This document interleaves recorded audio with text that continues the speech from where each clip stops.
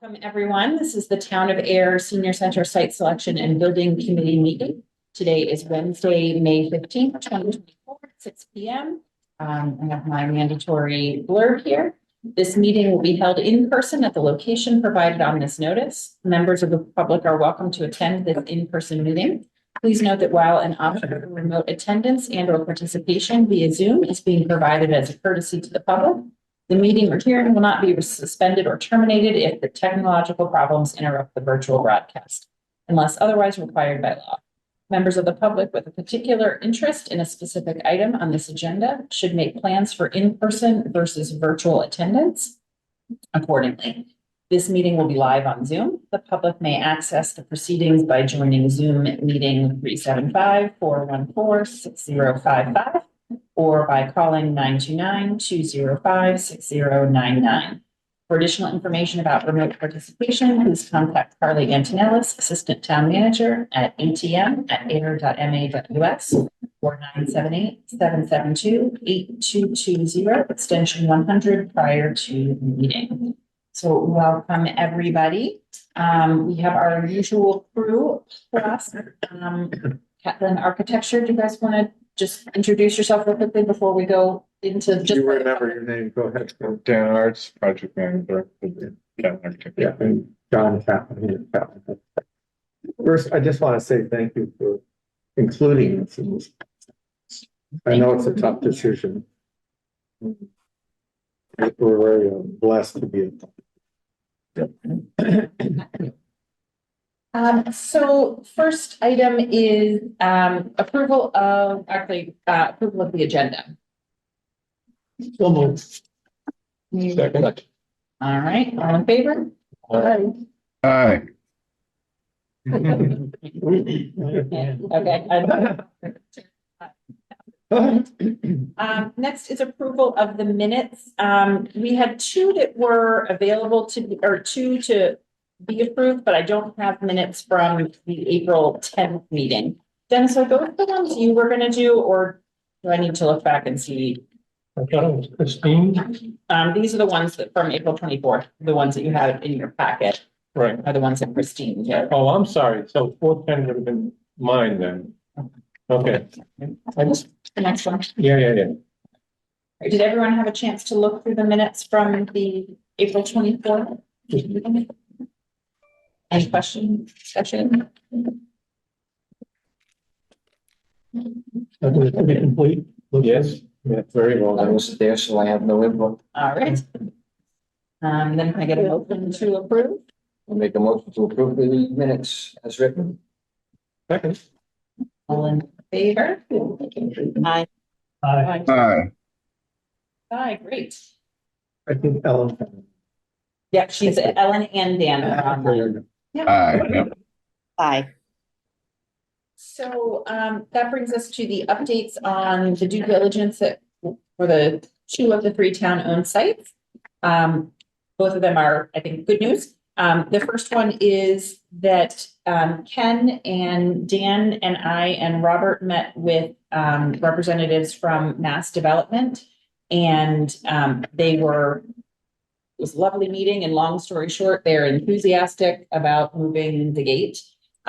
So that the gate on Bishop Road, they're gonna get quotes on, the scope of the work, and then contact Fish and Wildlife, who would be only the people who would have an opinion about where to move the gate, due to the migratory patterns of some endangered species back that way. But the kind of the verbal consensus we had was that it would definitely not be a problem to move to the edge of Oxbow, and then likely would be fine to move on back to the other side of that triangle where they sort of ideally wanted it, that would allow people to turn around. So that is wonderful news.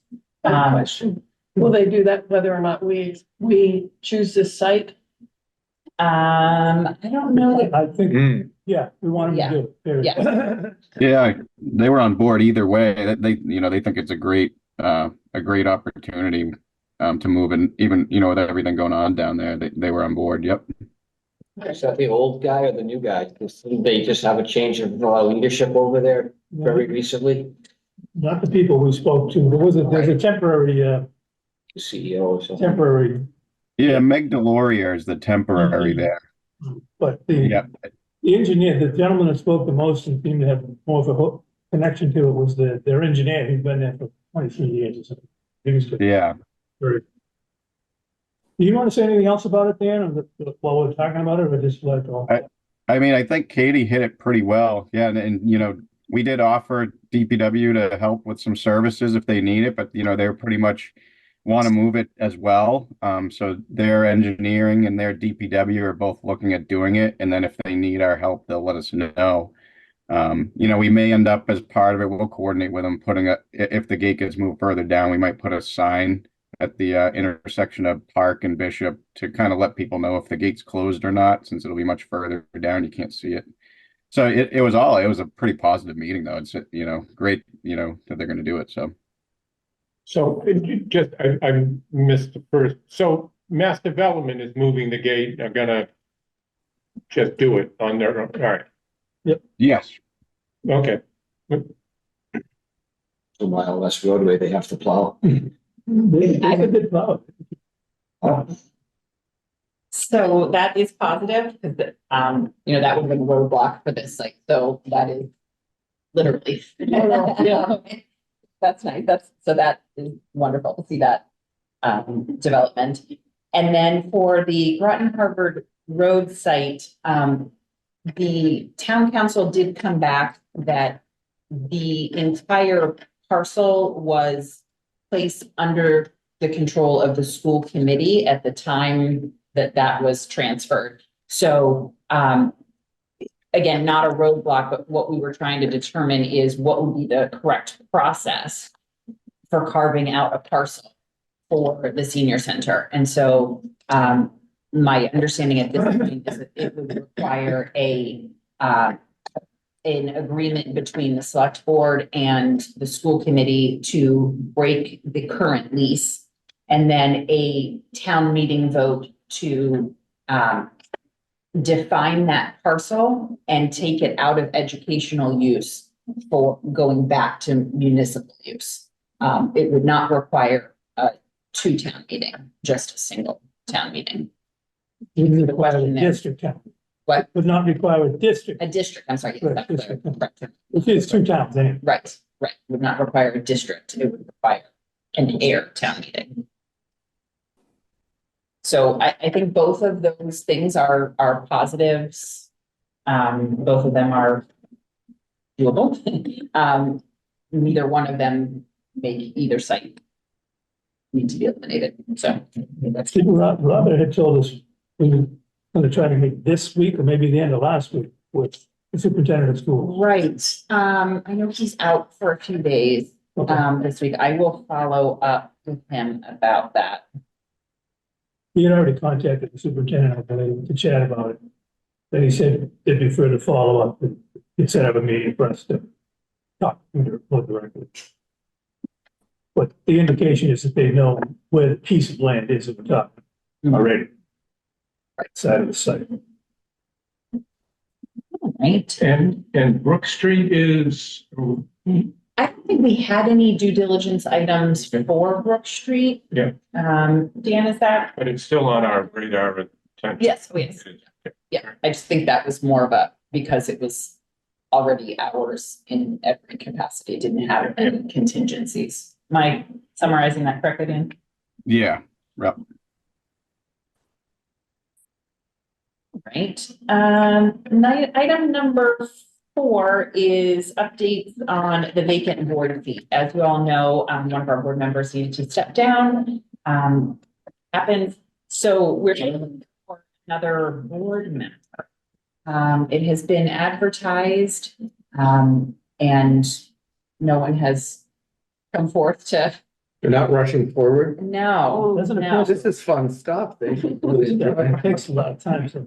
Yeah, it does take some time and it's a long process, right? So, the town manager's office reached out to those individuals because when we formed this committee the first time, there was more interest than there were seats on the committee. And so the town manager's office reached out to those that weren't selected the first time, and asked them to reaffirm their interest. And so I think there was one applicant who then withdrew it, but their interest, but there just hasn't been anybody that submitted a letter of intent. So, Caroline, come on, you must know somebody that can get on it. I'll look around. I didn't realize it was still a problem. okay, so ask around, talk to people you know, see if anyone wants to be on. Okay. Any other input on that one? I thought there'd be a few people chip in. We had so much fun the first go around, I guess, but. Yeah, well. It's. Now they just know that I'm here and they're like, we're not the only ones. Oh, now the speaker's out. I thought that's what they said about me. It only happens if you had a cat, so maybe. There you go. Maybe they see you. So that brings us to what I think will be the real meat of tonight's meeting is Yes. our kickoff with the architects John and here. Dan, the other Dan. We'll give you a new nickname. There's always another Dan. Yeah, we'll come up. Yeah. On every job, we've had a couple of Dans, yeah. Yeah, mine's 2.0 on my softball team. I'm the second Dan. Anyway, go carry on. Version 2.0, well, we'll call them version 2.1. Well, thank you for having us. In all sincerity, we were thrilled to work with you on this. And I've been here before, interviewed a long time for something, maybe the one that advocates got. What we've done, Dan and I have been kicking this around. We came and visited and met up with Dan, the other Dan, over at DPW, and he pointed us to the sites. And we'll roll that up in just a minute. We don't want to get people too excited. And this Dan went out and did some I walked the sites Okay. and photographs, just some looked it over. photographs and real stuff. Just to get us so big where we're at. And in the handout, there's kind of a criteria sheet that we use for looking at sites, to understand them. It's in your packet. And the program, by the way, needs to be dealt with as we look at the sites, because the program will have a fair amount of impact on what in the various programs. So they kind of run simultaneously with each other, but we can only address one thing at a time. So we handed out, we use a site criteria list, and it covers what we, in our experience, pretty much covers all the issues that you run into on sites to make us aware of what they are. Everything from hazardous material to wetlands to utility access, and who owns the site. And I think it's really great that, you know, even though the school's involved in this, and we've done a couple sites where the school gave up land for the senior center and or passed it over to the other public.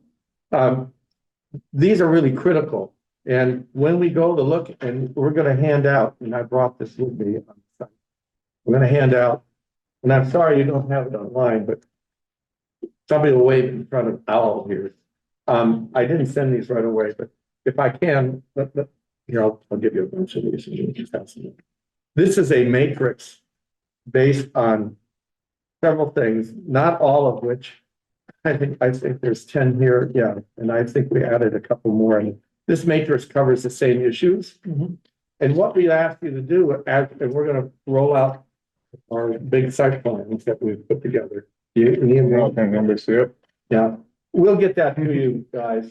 I apologize, I worked on this yesterday, so I didn't get it out to you. And what you do is we give it numbers, strongly negative to strongly positive between 1 and 3. And what happens is when we do that, and we let you all do this, you know, we'll do our own little thing on the side, but we want a consensus from the group. So everybody gets a chance to We'll tell you what we think about the sites, and I think Dan, our DPW Dan, will also tell us some of the aspects and issues of the site that we're concerned about. We don't know everything about them right now. We don't know a lot about wetlands. We don't know about ledge. There's ledge on one of the sites. Site utilities, water, sewer, how we deal with that. That all comes up in this process. And then what happens from that is that we ended up with, I know I brought it here. We end up with a chart. And I gave you an example of one from the town of Hardwick. Long time. I noticed it was 2014, but it still works the same way. And what you'll see is that when all the numbers are added, this is quite a few sites. They had like 6 sites. When all the numbers add up, you'll end up with a 1, 2, and 3. Right. And it's from everybody who rates it. So, and I think there's enough to go around there. I did 12. I'll leave some to be handed out to Alan and Dan and who else is up there? Who else is online? Dan and Ellen, and Okay. then the And other then three is us. That's, That's all okay, that was- got it. You can see, in this case, we had, that we had a rank of 1, 2, 3, 4, 5, and 6. And in the end, we ended up at the lower elementary school. We wanted, the original senior center was being considered, but the renovation was really difficult. And to tear it down was even more difficult. We ended up at the elementary school. We completed the study, but it wasn't funded, which is sometimes happens. I think out of the 55, 60 that we've designed, maybe about 35 of them have been built, which is a pretty good, considering how difficult it is to get through. On this chart, it's evident that the first 2 items were way ahead of the other 4, 23 and 17. Yeah. Well, we looked at everything. We looked at a dog. I mean, this is all the sites they had in town that the town owned that they felt. One is a mill building, which was 150,000 feet. And one of the unfortunate things about the building is that when you go to put somebody in it, like A3 use, it's a change in occupancy. Yeah, right. You gotta upgrade the whole thing. And it becomes, it's a beautiful mill building. I would love to have a senior center. If we could have had a few other players to come in with us. So, but this is the way it works out. And what it does, it builds a consensus among the committee and the understanding of what the site is. So when we go to look at the site, then I'm going to shut up for a while. You look at this list here called site selection criteria. Can we get back? Are you expecting us to fill this out? Each Or individual. each individual? Yeah, whether you, and if you Yeah, I don't mean, feel there's like, a lot of things that I, Yeah. you know. well, but we'll discuss a lot of these and I think you'll get a handle. We don't expect you to go look at the site, look at this and say, oh, well, this is a process. There'll be a number of meetings about this. Yeah, like And- geology and hydrology, we're not expecting. We don't Yeah, even, we'll get. we don't yet know the Yeah. geology and the Yeah, hydrology. So, And, those you are know, the things. You know, and the utilities, you know. yeah, well, the utilities we'll find out about, because in some cases we have water. You know, In other cases, the water is pretty far away, Yeah. so there's a cost factor. But if you don't have public water, it's about a $50,000 item. It's because public water supplies requires a lot more work than if you're on town water. There's a lot of legal issues. I could drill a well for $8,000 and get good water. But we want our seniors to drink it and tell us I'm qualified. So you look at this location and image is really important. Demographically, where are you in town? Where's the familiar location? Does it have good visibility? Is the road safe? The builder area, you know, we've looked at one site right behind.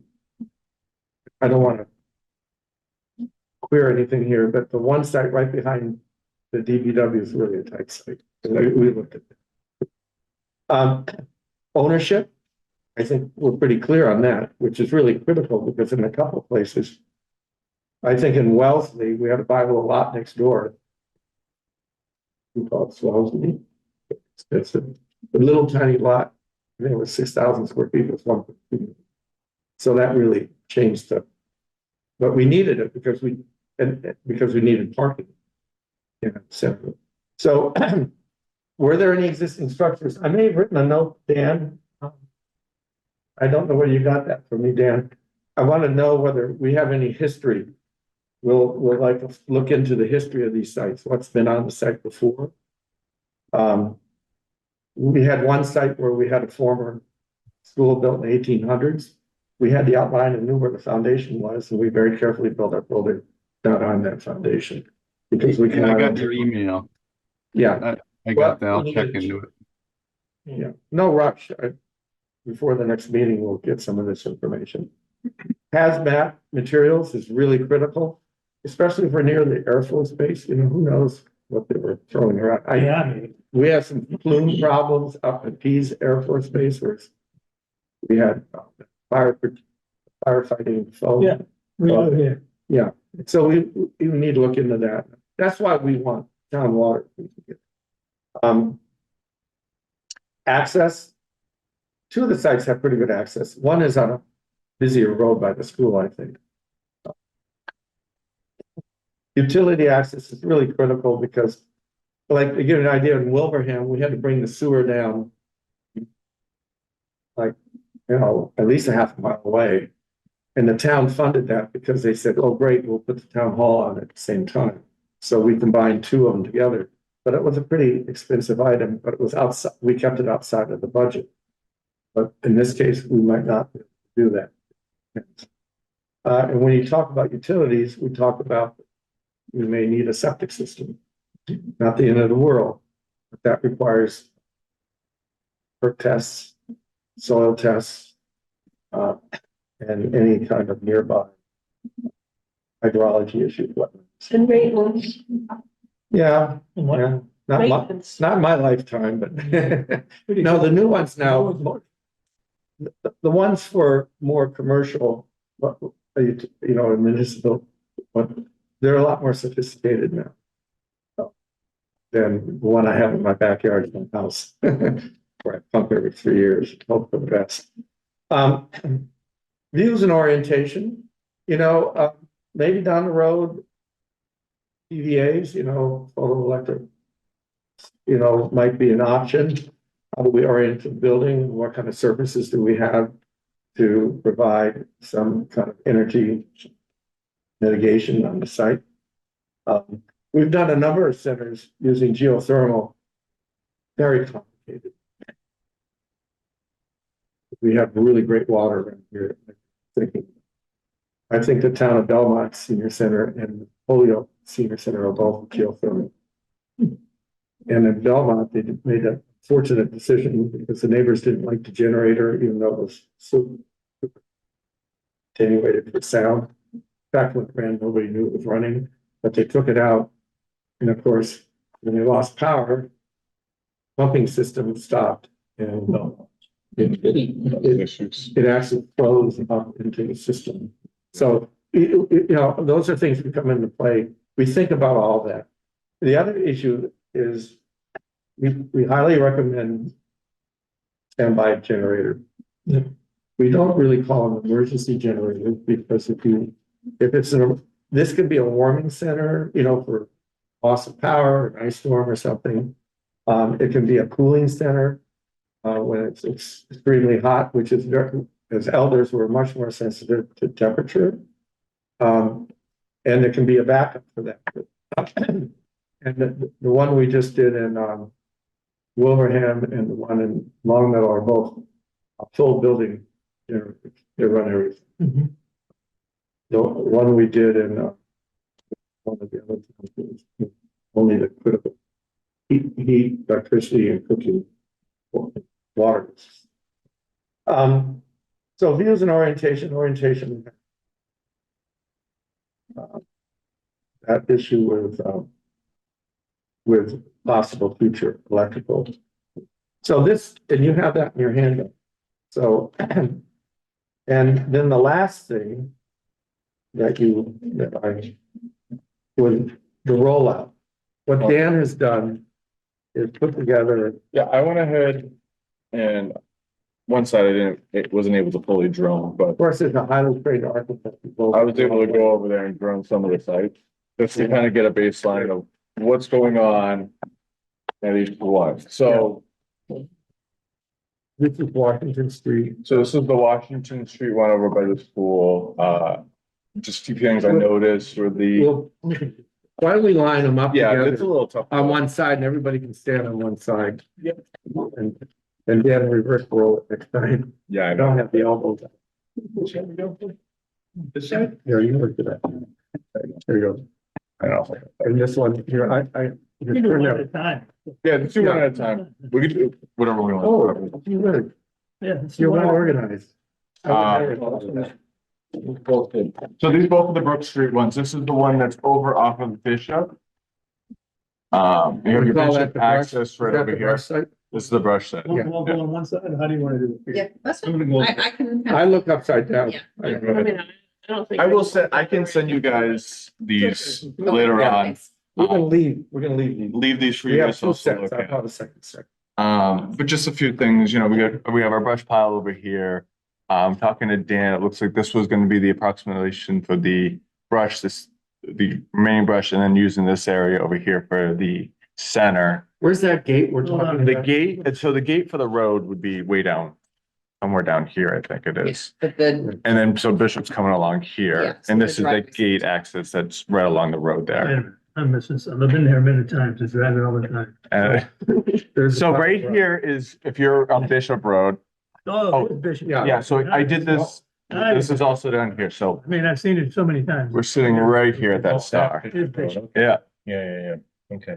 So you've got, so the airfield's over here. the airfield's up behind you, yeah, This is the little short entrance is what you're saying. correct. And that's where, You got this is a lot the of- brush piles, and there's a bunch of Okay, other okay, piles and right. stuff like.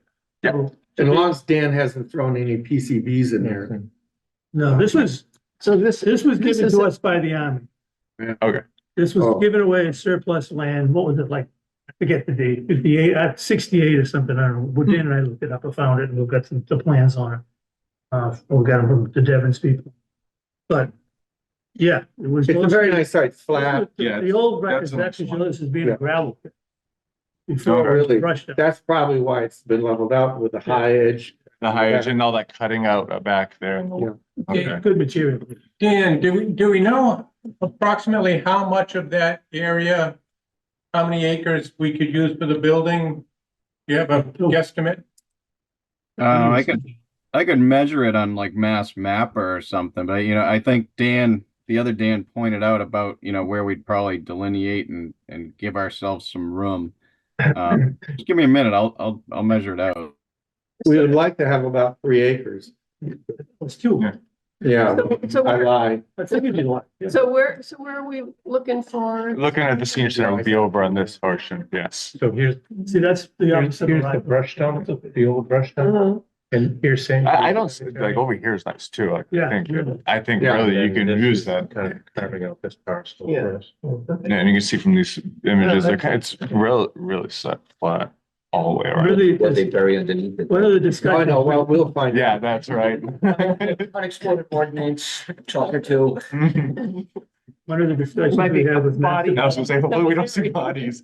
That'll stop When we everything. talked to Mass Development, they own a triangle shaped piece of land over here. Yeah. Yeah, and we saw that on And the, I think it shows up in that. It's movie. amazingly enough, yeah, it's, It's this triangle shape right Right. here, yeah. and it's still listed as open space and recreation on their zoning. Oh, really? So when I talked to him the other day, this is a cemetery. Yeah. This is us, so you put a star right here. Yep. Okay, so when we had that discussion, one of the things I talked to Mass Development about was, yes, if we push the senior center over that side and end up using your view, let's call it, in that direction, Yeah, and potentially pick up trail system or something and build it around, whatever we want to do there, but they had no objection to basically anything we brought up. Because they don't have any intention of really ever, they might do something there, but it would still basically maintain it as open space and recreation. So I was trying to push the point of recreation. yeah. Katie, And can I- actually, go ahead. I was gonna say, can I share my screen, Katie? I'll show you. It's about 3 acres, what I highlighted. If you can share simultaneous. Yeah, Yeah, there we go. All right. Are you able to share now? Yeah, should be. Oh, you guys. Yeah, he can put the, system. Let's go show us. There you go. And show you. There you go. Okay. So Oh, I, the blue.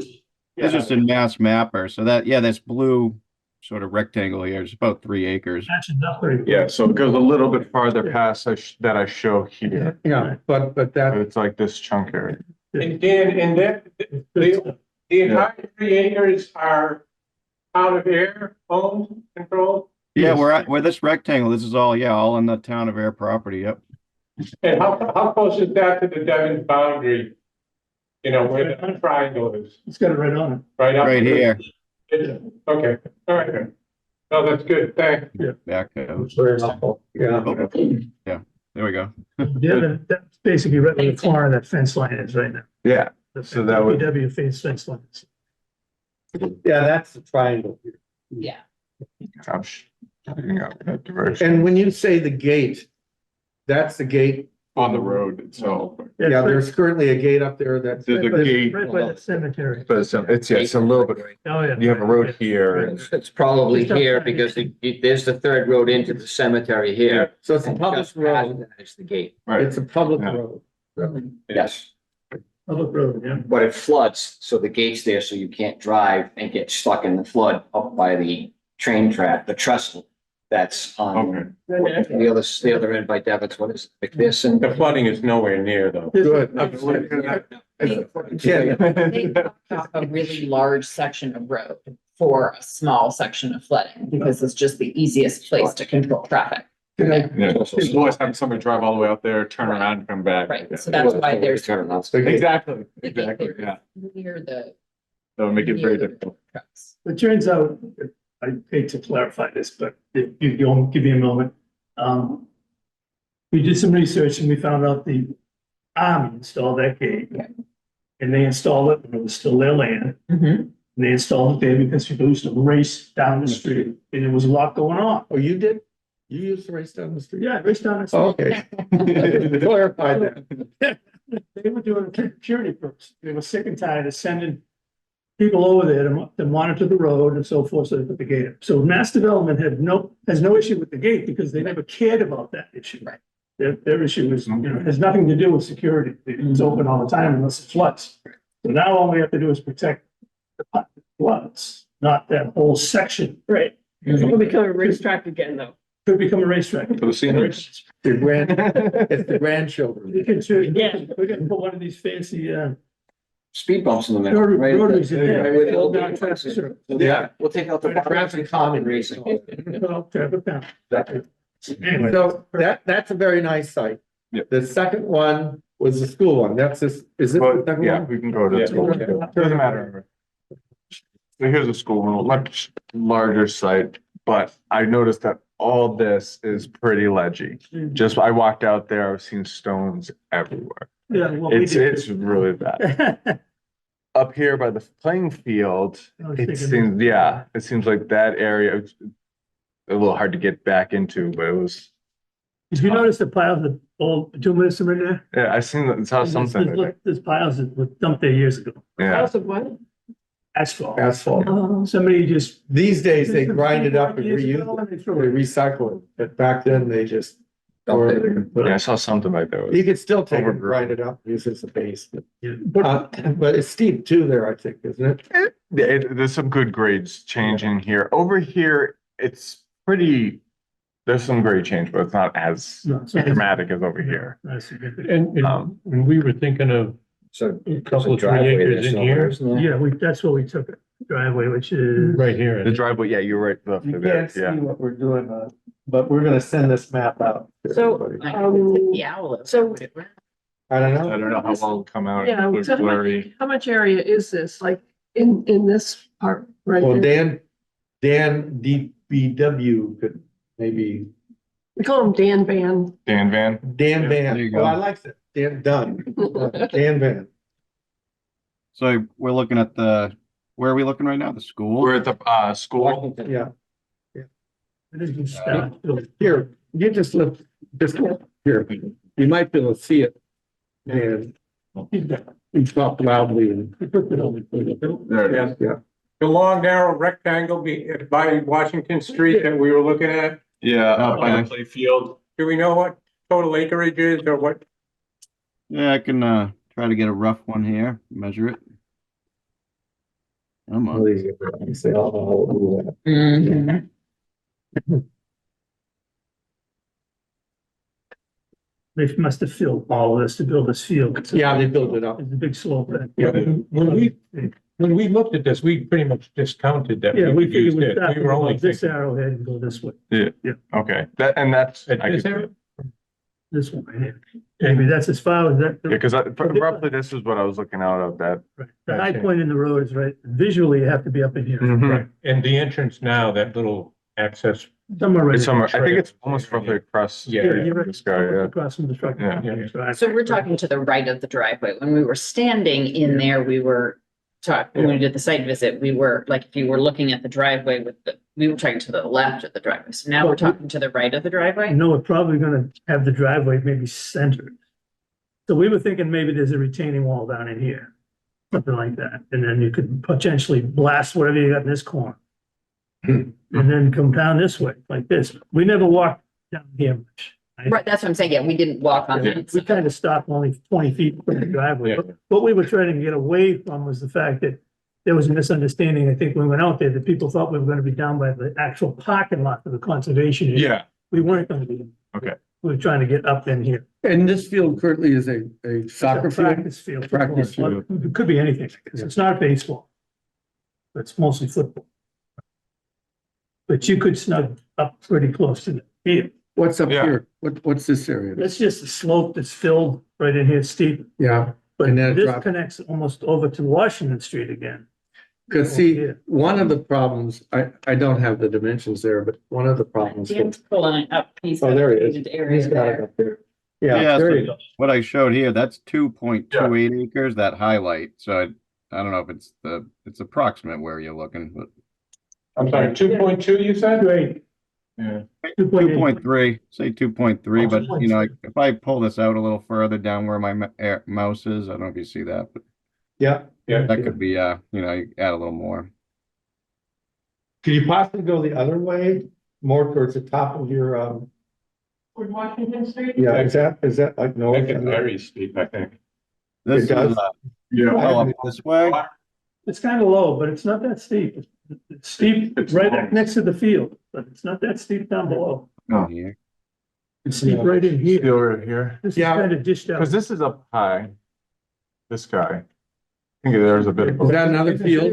No, that's not the change pond. Yeah. Isn't this area very steep? Yeah, this, you really can't do much of that. No, that's basically it. You're That's pretty much looking more at this point looking at this. over. This may end up being usable for, Interesting the area. Yeah. So wide. Yeah. stormwater Yeah. retention. See, now it's gone around. This is picking up. Because where's that, is that coming This is from the school? Yeah, Oh, we have that- He's gone, Dan Van has gone up around this field a little bit. One of my concerns is long, narrow sites causes our parking to stretch out away from the main entrance, which makes it access for folks to get into the building. Tougher. So if you get up higher this way, we have a lot more Yeah. opportunity to get our parking more associated with the entrance to the building. So blasting up in here somewhere. So what do you think? Yeah, or here Or here, if we can get it up in here.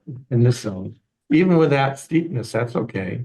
So Dan, what he's saying is now kind of going closer towards the tennis courts, So making from here, the like long, here. narrow rectangle where, With all that, where all the These are trees, really. Not gonna be as- Is that where you're saying? What street, no matter what. Yeah. so Yeah, that's retaining. What's that? The material and everything is never gonna be as good as. the street. Bishop. Yeah. Yeah, well, the Bishop will just. Yeah, and I think we get it like a ledge. Yeah. This is Bishop, yeah, more Bishop, yeah. So he is showing it as a zone more like this. Yeah, yeah. Which gives us, How much is that? and actually, we might, is this a retainage area? Yeah. Yeah. We could might be able to actually use use some of that because we all down. have to keep all our water. Stormwater.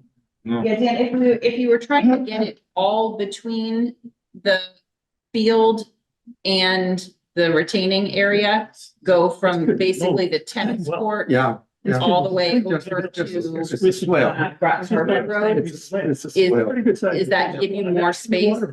It's kind of, connects, I live right up here. I walk by this all. Yeah, they got like a little bridge out there. Peel this off. Stuff you can do there, if you needed to pick up some of the money. So that site is, It's all town. what we call that from Washington. Washington.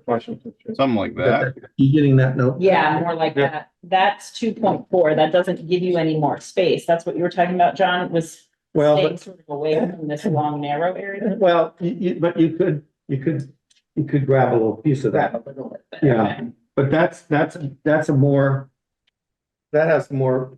We can centralize the proportion building. between width and length gets a lot better. Versus longer and narrower. I don't have a real handle on distance of the narrow part. It is. And we'll figure that That's out.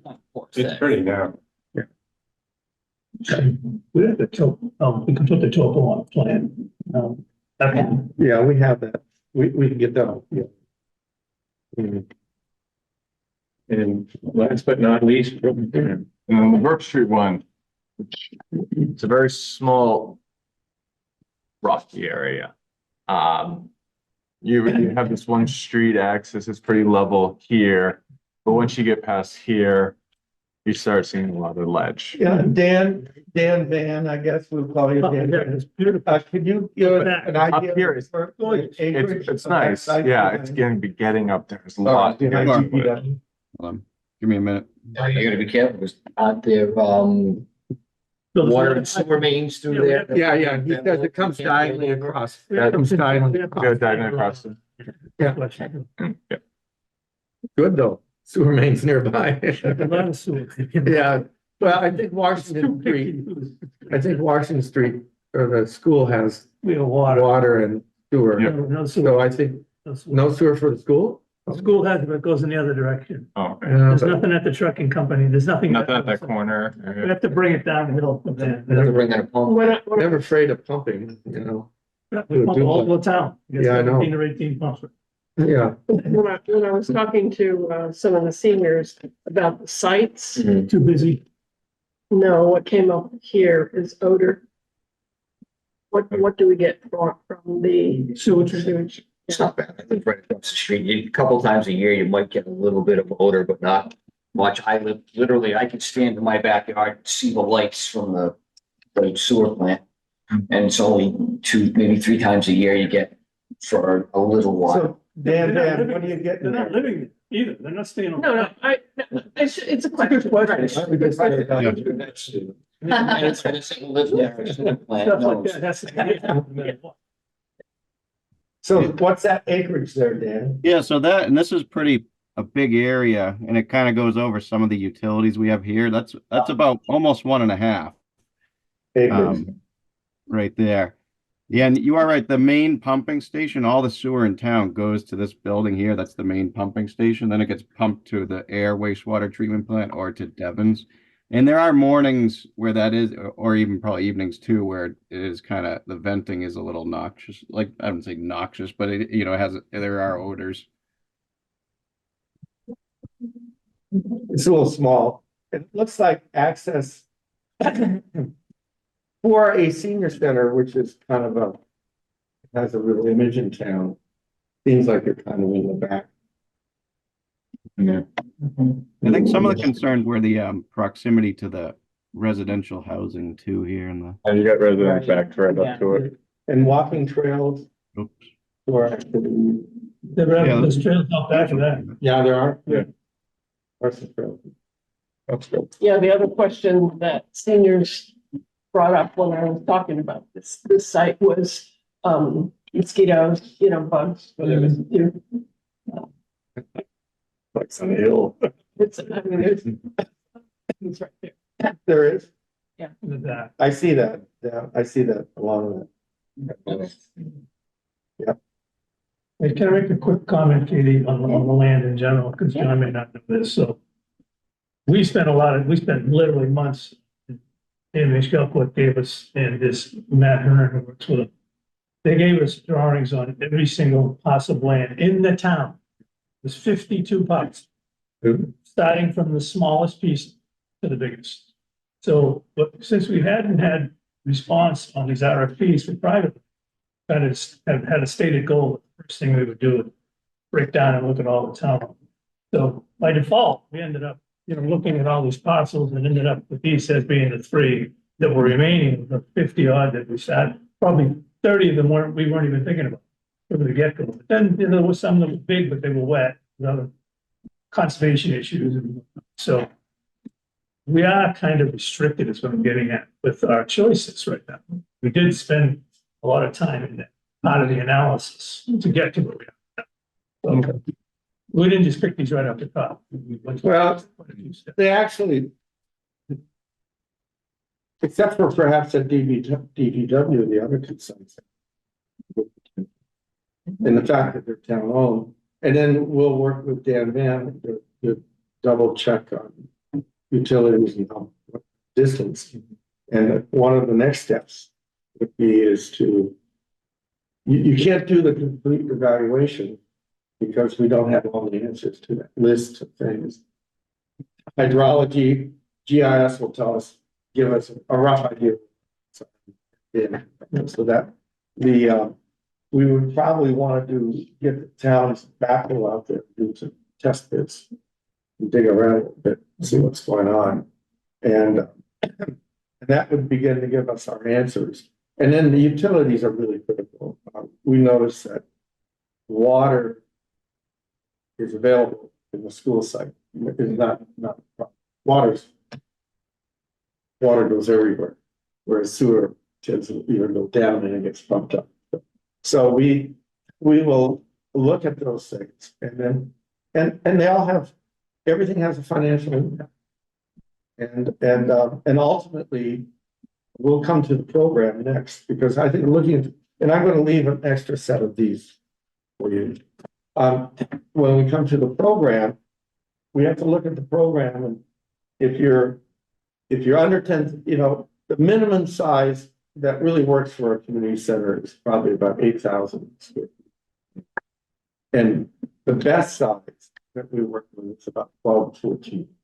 And your kind of, your area of interest was 10 to 15. 15 might be a little expensive.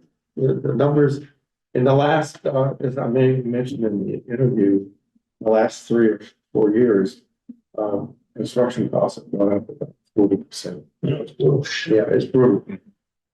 Food's bad.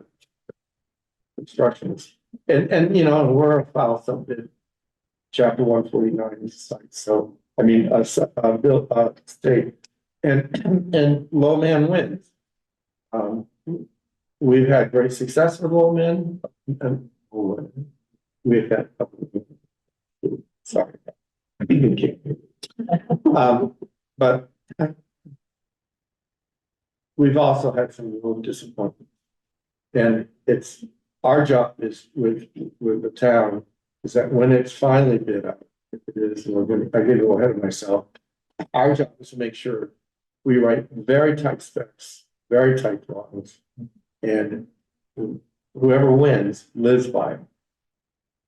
And some firms want to play the game of change orders and all that stuff. You don't get away with a lot. It's really well. And part of it is knowing your site and having absolute no surprises. Some of the horror stories out there is about a town not very far away from here.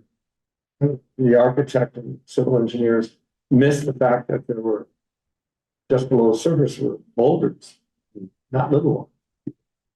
4 or 5. That's not good. No, we're not going to.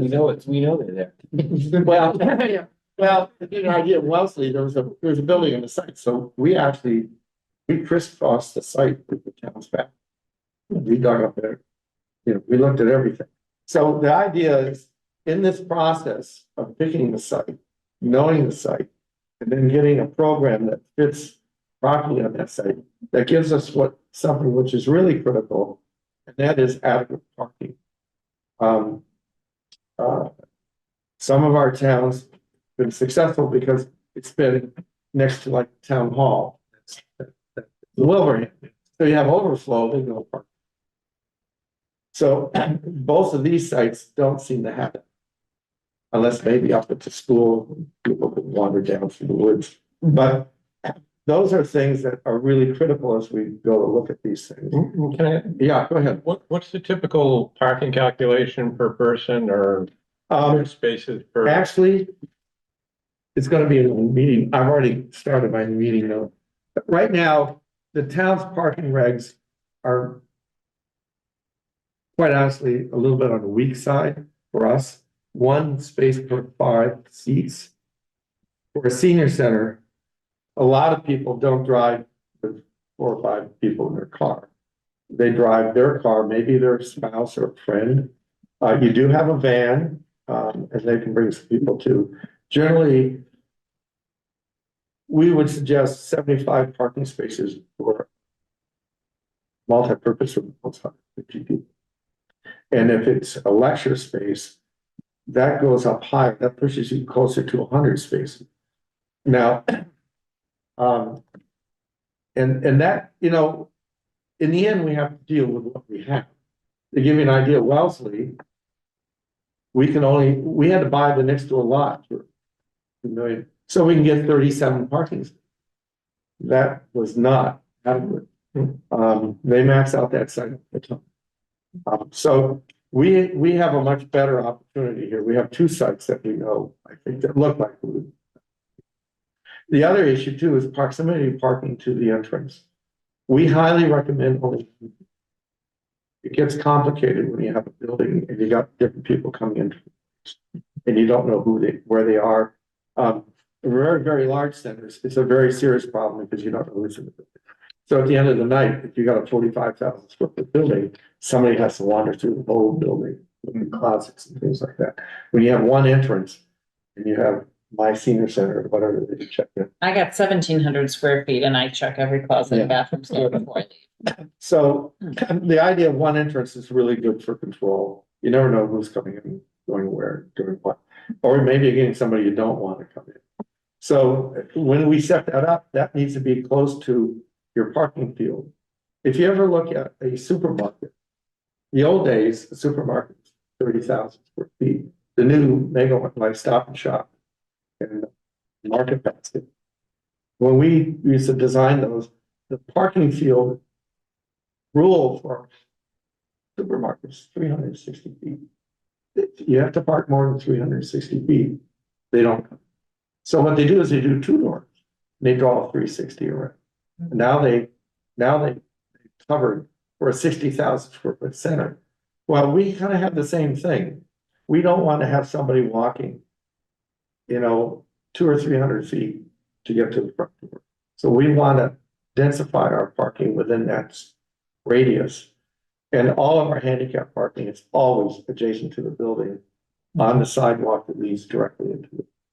So that kind of, when we go to do this site work, those are the kinds of things we're going to try and lay out with you and get a handle on. So that when we're all done, it's a center. I always like to say, my mother, who is not with us anymore, if she had to look down 150 foot long hallway with her walker, that's one classroom she's not going to. So our idea is to densify and open up the center so that everybody, no matter what your mobility issue is, gets access to the spaces. So one thing that's come up, and I know Katie has looked at this in detail, the idea of having van drop-offs, that people won't be arriving in their own cars, but they may be taking the town van in and out, and how does that work in terms of proximity to the road?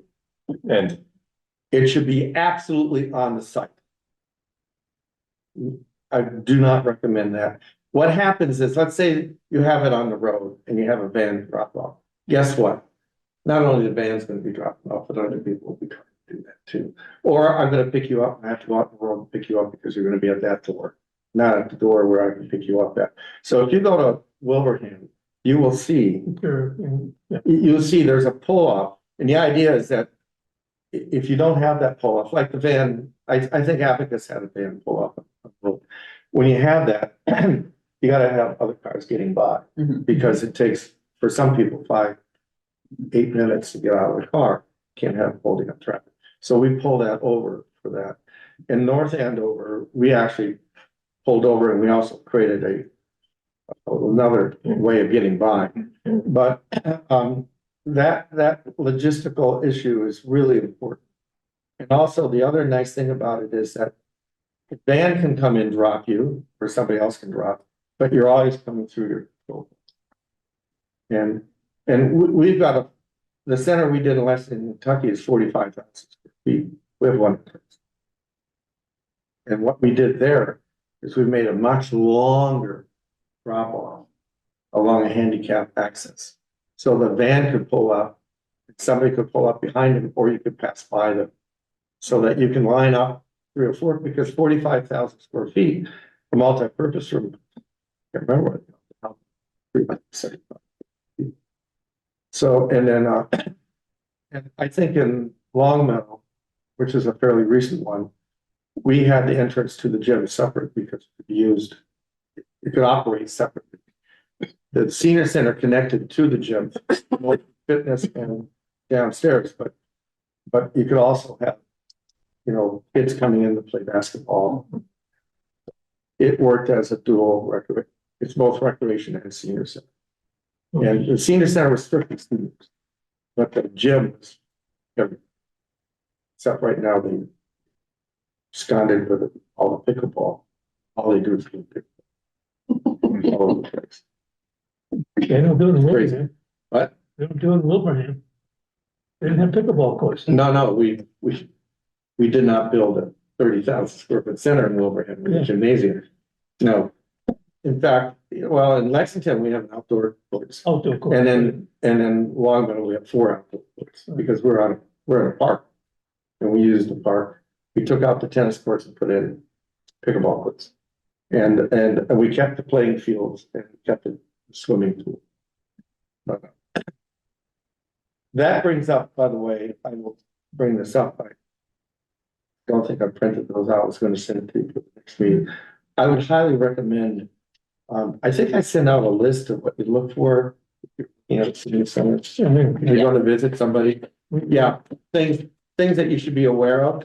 And I was going to recommend that, and not everybody has to go. And I know some people have been to 1 or 2 of these.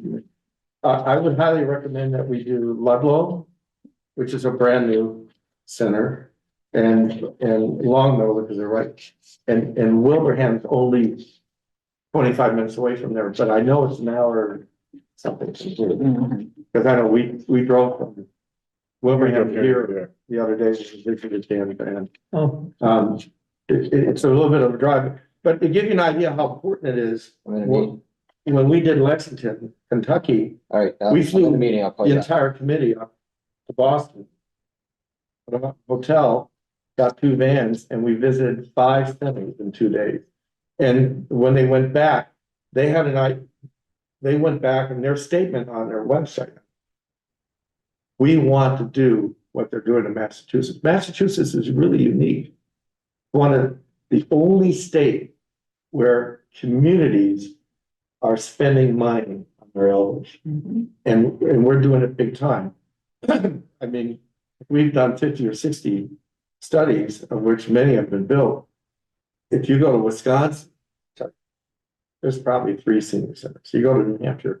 New Hampshire, No. Well, they have a room somewhere for seniors. It's called the morgue.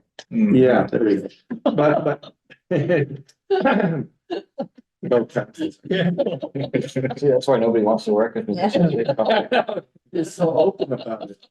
But the idea is that, your communities in this state have really made an effort to do the right thing. And I didn't bring it up. I won't bore you too much with it really quickly.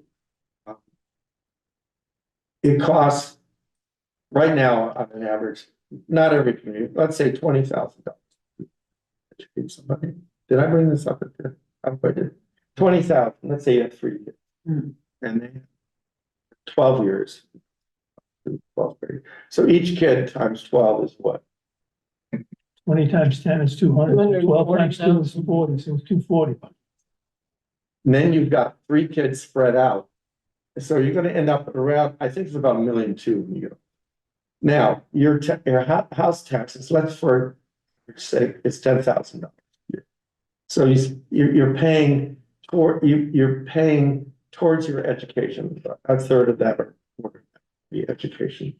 So by the time you get done with your kids through school, you've probably only paid $450,000, $350,000 towards their education. And the rest is a debt. The town has paid it, it's not a debt, but it's the off public education. But the longer we keep our elder in our house, we don't sell our 3-bedroom house to a family who brings in their kids again. The longer we keep our elders in our house, the longer they pay off that debt. So if I can stay in my home another 10 years, when my kids have graduated and gone off to college, where I'm spending all my money at grade school, that is a positive to the town. So when you go to sell, Well, I mean, That's a stride. Let's go back. Yeah. Talking about the job. yeah, I'll go back to it, but keep that in mind. When you get to around selling this, it's a very positive thing. The longer we keep ourselves healthy. yeah, I mean, I see it economically, but what is it, what we really want for a town? Yeah, Well, well, you want your seniors healthy. what I'm understanding John to say is that having a good senior center helps keep your seniors in town Right. Yes, and That- thriving and after- and being successful in your. that's the idea. It And, didn't sound right, did it? Yeah. But Lackey's starting to have, and I'll there be is, doing that quite a bit. there is an Yeah. economic benefit to that because Yeah. families with multiple children cost the town more than they pay in. Yeah. we're not I excluding, understand. we're not I excluding understand. kids. Right. I understand the economics You're of gonna it. believe how many You know, kids I have. It's But anyhow, it's just, Yeah, let's not go there. yeah, we'll let it go. Yeah. John's gone too far again, you can talk about it later. So, Get back to shingles or brick. yeah, so Yeah. the idea is that, Shingles, I have. no, yeah, I've had it too. Let's not go there either. When we do our parking, when we go to lay out parking, let's say 75 to 100 cars, we also don't do 8-foot old parking spaces. We do 9'6" parking spaces. And we do them double line. Because if you spend a lot of time in senior centers, you'll see that people don't park really straight. And we give lots of room. And one of the compliments we get from Long Meadow is we don't have anybody hitting cars. We give them enough room. I have some great pictures of handicapped parking spaces at our senior centers where somebody's into the line space and you're putting your car in because you don't get it in. It's hard. So part of this process on the site, we'll be looking at how do we lay out the site for our parking. Parking is the biggest part of the site. The building is least. Now that brings us to the program. If we're over about 9,000 square feet and you want to control your footprint, a 2-story building, 10,000 square feet or higher is a very positive thing. And at 10,000 square feet, it's about a break even. If you're at 15,000 square feet, you're actually saving money going 2 stories. And a lot of people say, how's that possible? You got an elevator, you got 2 stairs, you got more bathrooms. But what happens is that a lot of people, we forget that our footprint on a 15,000 square foot building, we probably have an 8,000 square foot footprint. If it's all on 1 story, it's a 15,000 square foot. So it's a very large slab, but the other problem is you have a really large roof.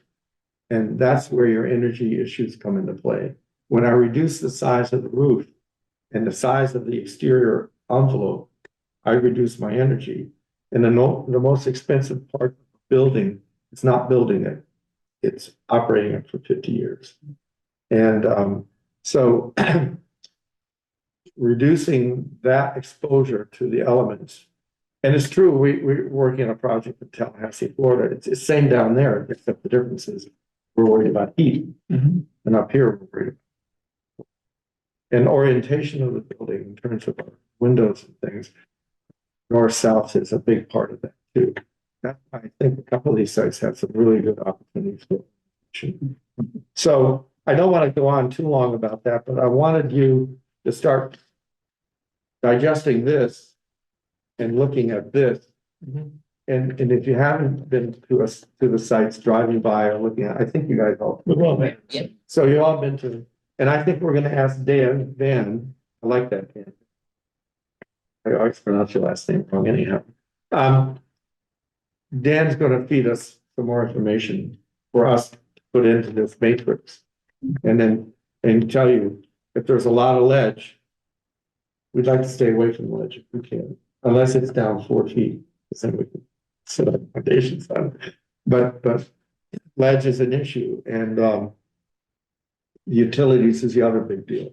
Hazmat materials, we just built a senior center on our brownfield site in Walpole. There's a $25 million cleanup paid by WR Grace. Thank you very much. They made a mistake of buying an asbestos brake factory. And so we dealt with that. And but we don't want to be paying for hazmat cleanup, period. And if we have to sink a well and we have plume problems, PFAS. yeah, that's a real issue.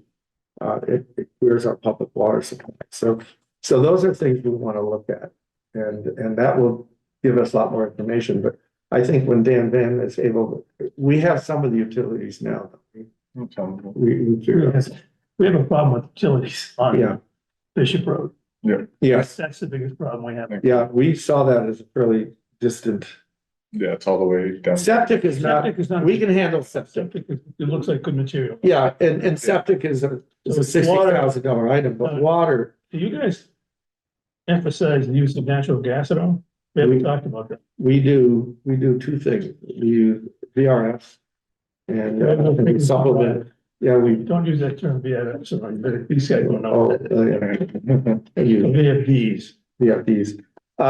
We use, wherever we can get natural gas, we use natural gas. Propane obviously is a lot more expensive, but we've done a number of projects with propane. So the preference would be natural. Yeah, That's and what it's I'm also, it's much cleaner. Oh, yeah. And the nice thing about the heat pump systems is that we don't use a lot of it.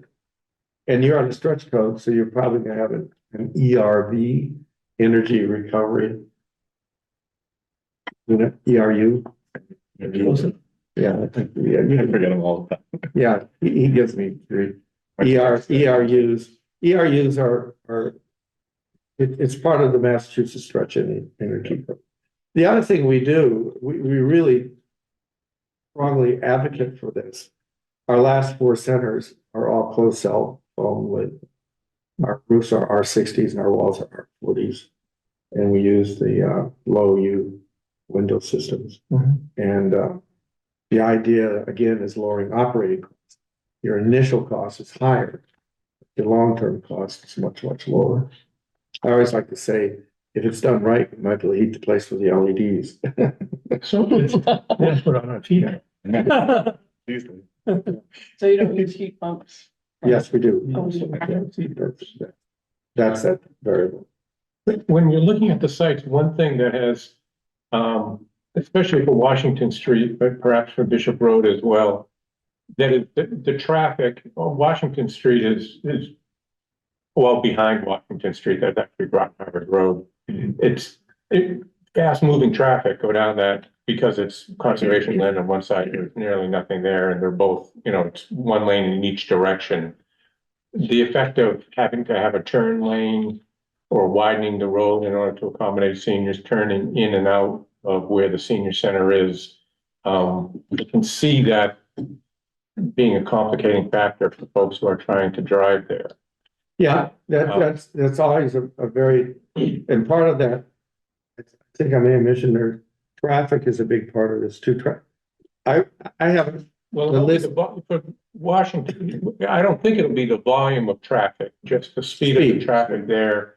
And is the road wide enough to accommodate 2 lanes in order to allow people to comfortably see in both directions when they're pulling in and pulling out? we need a minimum of, I can't remember exactly what the number is, but we need just about twice the distance for an elderly person to make a left-hand turn into traffic that you would with a young, fast-moving person.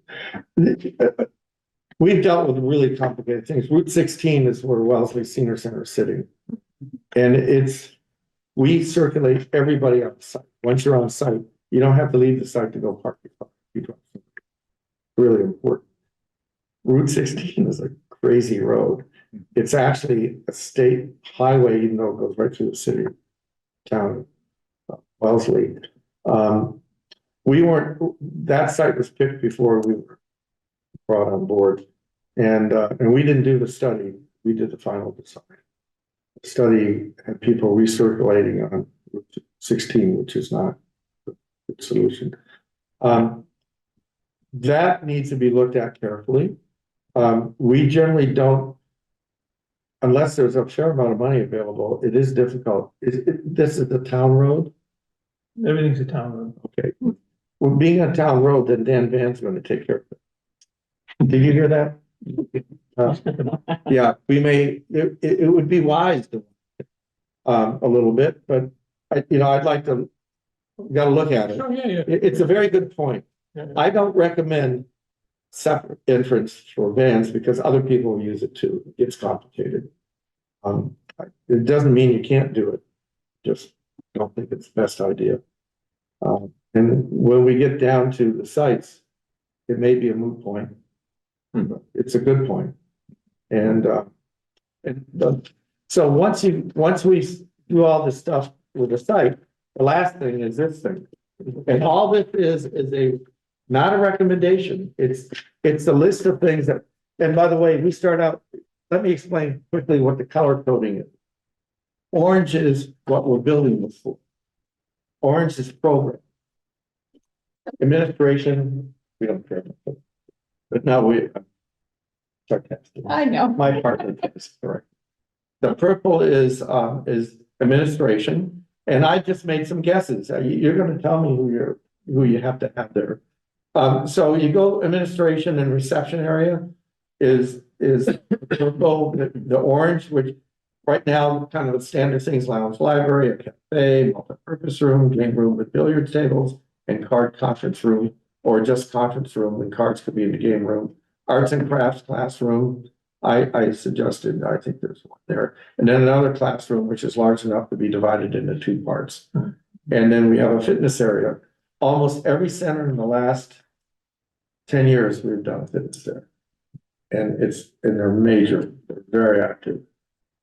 Then we have a wellness area. I did wellness as orange because it is programmed, but generally we like to keep it a little bit more out of the program activity area because a lot of sensitive things go on. It could be counseling, could be family issues, it could be podiatry and blood work, whatever you do there. And then we have the lighter blue is the foods. And very early on, we'd like to make sure we understand, are you always going to be catering in your food or will you be making your own food? But no matter what happens, it's a commercial kitchen. Not, just so you understand, Yes. that doesn't mean public food. Don't, but it'll be corrected. And then you have pantry and receiving. And we like to have receiving not anywhere near your front door, especially if you do Meals on Wheels. If you do Meals on Wheels, there's a lot of activity there. You might get service drop off and things. We don't want to confuse folks driving into the front door. So we like to pull that, I've been to senior centers where they have everything goes through the front door. It's madness. Room toilets, those are basic. We always do a companion toilet. We started those about 20 years ago when I learned I learned the name of it. It's a unisex toilet, but I learned the name from one of the directors. Because if you have a bank of men's and a bank of women, and you have a spouse who's helping the other spouse, you lose all your dignity. You go in the boys' room or the girls' room, So we have what we call a companion. And it's to be assisted by staff or a friend or by a spouse or a partner. So, and those are never right next door to the game. We keep them separate. And the reason why we're separate is that we pull them away in order to have what we call a short circuit Some people need to get to the toilet quicker. If they're all grouped together somewhere, you have to go all the way over there. You can slip into one that's at the other end of the space. And generally, on a two-story building, that companion toilet on the second floor would have a shower. And it's not for fitness, it's for accidents. And they get used. So those are all kinds of, that's that dark blue area. The lobby vestibule is by the reception, but that's a small entryway. The lobby and entranceway is really important because a lot of people who are being picked up maybe can't stand and wait for the car to come. There's going to be a place to sit down. We like to have one both inside and outside that's covered. Outside one is nice weather. The inside one at the vestibule is for bad weather. And you can always see the car that arrives at the drop off at the point. So those are kinds of things that are really important as you start thinking about your program. And then last but not least is a whole list of support. Janitor's closets required by code, storage. And by the way, we don't scrimp on storage. One thing you don't do in a multi-purpose room is just have a shallow closet, 5 of them in a row, because it's really tough to stack chairs and tables in there. You do a large room, you have it set up so that everything fits in there. And what's amazing is that my directors always find other uses. There's a lot of stuff ends up in there. You're guessing that the multi-purpose room storage at 500 square feet. Yeah. You might want to clear that whole room out for an event, dance or soiree or something, and sticking chairs all over the 15 place. by 30, something like that. Yeah, there could be two different areas. Yeah. Allocate 50. Yeah, square yeah, feet. yeah, roughly. Yeah, because even if you have a large enough room, you don't want everything being shoved down one end, you can split it up. Yeah, here That's the other dividing that. person who has played Tetris Hmm. with tables and chairs fitting in, that's the correct square footage. It seems really big. I think that's small. But yeah, Good but for you. We'll debate that. 150 chairs and 20 tables and they, Rounds or squares? well, you're gonna have a mix of both and you're gonna need different ones for different events. You Yeah. don't wanna have to pull all the rounds out Right. in order to get to the rectangles and then put them all back. And Yeah, at what point in the process, networking, cabling in terms of Wi-Fi, Yeah. internet, all that? well, all these centers are Wi-Fi center now, but the main thing is that we don't put that in the building spec. Because the town usually has a provider, and we, in the public bid process, most towns want their provider providing cabling and the Network. Networking? Yeah, and the reason for that is that, let's say we have the contractor put in the cabling, and the town comes in with their network, and there's something wrong with the cabling. You wouldn't believe the hassle. You know, and the other thing we're doing a lot more of is we're not, a lot of the new technology now, we don't have to cable it. No. You know, we go A lot of Netgear, wireless access. we do Netgear, and most elders now. We'll have computer classes. In the old days, we used to have just a strict computer room with all these boxes. Well, people come in with their iPads or their Microsoft Surface, or, laptops. So what happens is that when you have a class, everybody comes in with it, or in some cases, the town will supply those, and you sit at your table and there's no cables or anything. So we usually recommend security and IT be through a town department, especially security, the police do it, because there's a lot of, you have different providers that overlooks your stuff and runs it, but that's something that comes out at the bid time, we'll sort that out with staff. Figure it out, stuff. I have a question. Yeah. Under your fitness category. Yeah. So are we talking about a room that has all the equipment in it, you know, like Good question. treadmill and Yeah. are we talking like a classroom or something? No, it's got your equipment. And in some cases, there's enough room in there for some floor stretching and things, but most aerobic type, like, what do you call that stuff that makes all the really Zumba? Yeah. Sorry, I don't do that. I play squash, I know. We do that in a multi-purpose room. And the reason for that is because you got a lot more room spread out. And this room is not that large, that you get a couple, you know, you get 2 or 3 treadmills and a couple of bikes, and some stationary weight.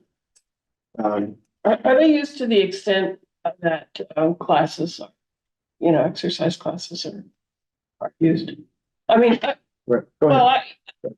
I mean, this is sort of like what I do, you know, at different Yeah. senior centers and like when I go to Chelmsford, I mean, I do Yeah. exercise in Chelmsford, I play bridge in Chelmsford, but there is a fitness room that I see almost no one using. Yeah. And then right next to it is another room with a class, you know, some sort of fitness class.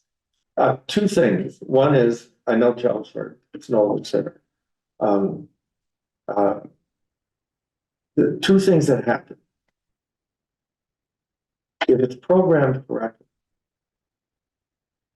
and you have an advisor, I can tell you right now, the fitness centers are very busy. And not that just starting up, it takes a while. And there's a lot of activity in that, and it's usually because there's also somebody early on, everybody should be certified to use it. You know, you have to go through the learning process and that. And it is used from some centers. I know one in Holyoke. I mean, there's people in there, the center opens at 8:30 and there are 4 or 5 people. There's a group that gets together and does it. It is how you program it. If you don't program it right, they'll be dead as a doornail, but classrooms will be that way too. Well, Duxbury is a good example. That this is early on in our design process before we really understood how important it is to have activity on the 2nd floor. So we put all the classrooms on the 2nd floor. And they were dark, unless there was a class going on. It was, what we do now is put the fitness game room art area on the 2nd floor. We have the multi-purpose room, cafe, library, and lounge, and reception on the 1st floor. And that all keeps the center what we call synergy. And I always like to say when you come into the reception desk, it's really loud, busy, but then you can wander off through an open space to a quieter space and ultimately into the library where it's very quiet, but it's all open. And everybody sees everybody doing something. That's why we have a lot of transparency with glass. And that really makes it much more inviting. And that also makes, the problem I have with Wilbraham is that you don't get to see fitness rooms the way it laid out. Whereas if you go to Long Meadow, it's all glass into the fitness room. Everybody can see everybody working out. Not aerobics, different. A lot of people don't like to be watched. Yeah, I know, that's, you know, Katie and I have already talked about that. Lots of You know, people the whole idea of glass and anybody being able to see into, you know, as you're doing your line dancing and messing up your steps, you know, You should understand that that was an issue in North Andover, but understand that that center was designed, bid, and awarded before the new director came. And, you know, the town told her, you can't redesign. We said, how about if we redesign the 2nd floor for you? It's not as, it costs maybe $15,000 to rearrange it. So she laid it out with us. And the glass was part of it. But she doesn't like the glass. But I can assure you, that's her idea. In fact, she told Dan when we were out there trying to get this thing closed out with the contractor, that she said, why didn't we have the glass down the hall here? That's where it was. But understand, it's very difficult to be fair about it. Because North Andover's the one that has the group fitness room right next to the fitness equipment room, and Yeah. that one has the glass wall between it. Yeah, and that's not the way it was That designed. was not Right, intended. okay, It was yeah, not designed. sorry, catching up. The That- room that has the Yeah. cloud was supposed to be. And in fitness fact, she room, took all the, Right. she and took, she moved it over. the side room was supposed to have the workout room is, and she, the flooring material is all wrong because this equipment is supposed to be going on the float decks. Right, It was right, that very smooth. right. And, but, you know, that's a long story. I don't wanna go too deep into it. But to be fair about it for Kathy, she came in late. She felt she had the right to redesign the whole center, and the town said, we bid it 4 months ago.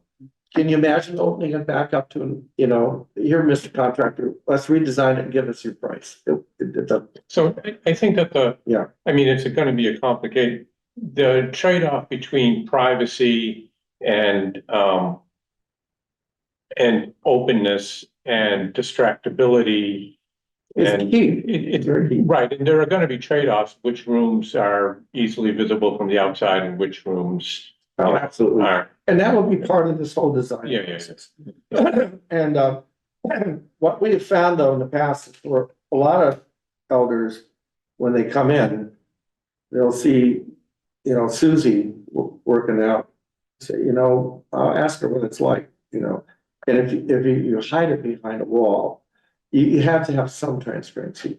If you go to that's what I'd like to do. We have 3 centers to go see, 2 of which we designed because they're nearby. And Ludlow, which is brand new, and that's a great director there. She was very involved in that. And it was really interesting. Ludlow is a 20,000 square foot center, 23,000, all in one level. You'll see where the problem is. Not criticizing the town for what they did. We didn't get that. We were preferred firm, but they said, we'd be willing to build a 20,000 square foot center on 1 floor. And I said, no. Now, I'm very opinionated, I guess you are. but you know what the problem is? You're gonna see it. When you're done, you're not gonna be, you felt you wouldn't be satisfied at the end. No, it would not be appropriate for the user group. Done. If you gotta walk down a 150-foot corridor Yeah. as a senior with a walker, I want to do that. it's a very serious problem. So you really restrict the use of your programs to people who can't get down. I think one of the biggest things we learned when we went through the process of interviewing, you know, the civil architects or the experts in the field was the fact that we were all surprised the 2-story alternative was the better solution. We all went into, I did anyway, went in with thinking that it would be a single story, just because you think that people are gonna move better on 1 floor. Yeah. But you forget the elevator answers and the stairs, your concept of the open stairs and the open. 10 flights a day, guys, walk them. And I think that's, as we've evolved the concept, you know, I think when we were originally talking, we were talking in the 8 to 10,000, like a couple of years ago, 8 to 10,000 square feet. You can do in 1 which floor. case, You can do. Yeah, single In story. in that size range, I'm a fan of 1 story. Now that we're talking about a larger, 12. As soon as you hit 12, then also your to footprint, me, it becomes economical, but it may not be in the budget, you know, we have to watch that budget too. What is the? Well, you guys don't care about the budget, do you? Oh, good. I never had, no. So a couple of things I'm Yeah. noticing as I'm reflecting upon this. So you've got 3 stations for reception. Am I reading that correctly? You're Yeah, an 3 seats. occupancy. Well, they're all suggested. No, no, You're I- gonna tell us. right, yeah, okay. All right. Because one of the things that we had. Oh, sure. Right, yeah, we need space at least for 2, and 3 sounds better. So is the potential we have a town social worker, so we may need more than 6 spots for administration, because we have a town social worker who will need part of her time. Who goes outside the center or works within the center? She works within the center. Wellness might be. What? The wellness. room might No, I'm gonna program that out. be. Yeah, We need space. yeah. Within that, and, there's also some talk of putting a veterans agent in this spot. So based on the period of time that both the veterans agent and the social worker, because the social worker splits her time between town hall and here. It would need to be a space that's conducive to private conversations. It would need to be its own space, but one that would have like a flex work situation could probably work. I'm not getting into real detail. Yeah. but I'm Well, that's good to know, because, you know, and veterans is a really important thing. It was really huge for Korea and World War II. World War II is kind of fading out. I'm of the Vietnam era. Some of you guys are too. Just a storm. Just me. But the Gulf War, you tell them to go to the senior center, I think you're nuts, but they'll come, they need help. What we did in, Long Meadow is that we made a separate entrance for veterans and the town nurse, because the town nurses, they actually had a town nurse and they're seeing kids. And we don't want sick kids coming into the senior center. So we said, let's put the veteran, because both, and it's connected to the senior center. But we put the veteran with the nurse, because that way the young vets aren't walking into. That's like my All these, 30 and something. I'm 77, considered old. I don't consider myself old, but I'm old. And a 35-year-old vet coming in, there's a bunch of old people. So that's what we did. Now, lots of our centers have vet offices, and Wellesley has one, but they actually have a side entrance that was an egress entrance, you know, for getting out of the center. And the vets all come through that door too. Not that they're afraid of us, but This is an obvious question. Yeah. The difference between the net square feet and gross square feet, because the 2,500 square feet or so, what is that used for? walls, mechanical space that we're not counting. Common area space, Yeah. sometimes you don't figure it a little, Yeah. because 20% is a good number. Yeah, it'll reduce, our average is 14% when we get done. It's because we are very open plan. We don't create a lot of, So this is just for. So 15,000 square feet would be the size of the building, and 12,000 square feet is how much usable your net, space. your net out of that. And over time, when the plans get done, we've calculated this out. We're between 11 and 13% is our gross to net. And that's very efficient. There's a lot of centers that are 20-25%. And part of it is because if you look at our centers, they're fairly traditional looking, you know, they have gable roof. All of them are expensive. It costs, let's say it costs $400 a square foot. Why am I paying $400 a square foot? That's cheap, by the way. $400 a square foot, public, yeah, I know. It's, let's say, $5. Anyhow, yeah, I know what it is. I just want to scare you. If you're building it well in Nantucket, it's $2,000. So here's what the deal is. We create a gabled attic space, and that's, I don't know whether you've seen it, if you've been to Wilbraham. You can bowl up there, but we have our ERU up there. We have a lot of stuff up there. We have storage up there. We don't take the elevator up there because it costs another $80,000 to do that. But what we do is that we're not paying. I'm interested in your answer. Yeah, we're not paying a lot of money to have that on the main floor. And Just utilizing the space. and we're utilizing empty space with a gable roof. And because these buildings were steel, they don't have to be steel. We've done steel buildings with a wood truss system. The problem with the wood truss thing is that you're falling over that stuff all the time. Webbing, And, yeah, Wellesley is a wood truss. webbing in there. Yeah. You can't get. Yeah, anything. we do box Put trusses, that but we pipe get you our have on the third floor. parts. I want to talk to you about the mechanical room and then you're done. Yeah. So the idea is that you see my mechanical space is very small. It's electrical and. That's probably mostly Sprinkler. in the elevator mechanical. Yeah, the elevator Too. Now, in the blue, I didn't get through Need this. electric room, the sprinkler, elevator machine room, Yeah, but you're not counting the attic. no, And there's no way here. yes, it's highlighted That's right here. Majority is in the attic space of the game. See that, but you don't put a square footage. Well, I'm giving you a bonus on this, but I'm complimenting here. I saw that third floor mechanical. My estimation, that was essentially building a third It floor. was, yeah, Okay, You're gonna, it's the same exact steel system. It's got a deck, it's got all the piping, incredible coordination of electrical work and piping and the whole bit to get to that stuff. So I think we have a. Interstitial. So How do you replace when we it's just a model. Yeah. We did a model of that, basically every wire going through there. It was- So, Yeah. why don't you take credit for that as being part of the square footage of the building? In my estimation, it is. You're only crediting, you're only counting your first and second floor. You basically built another floor.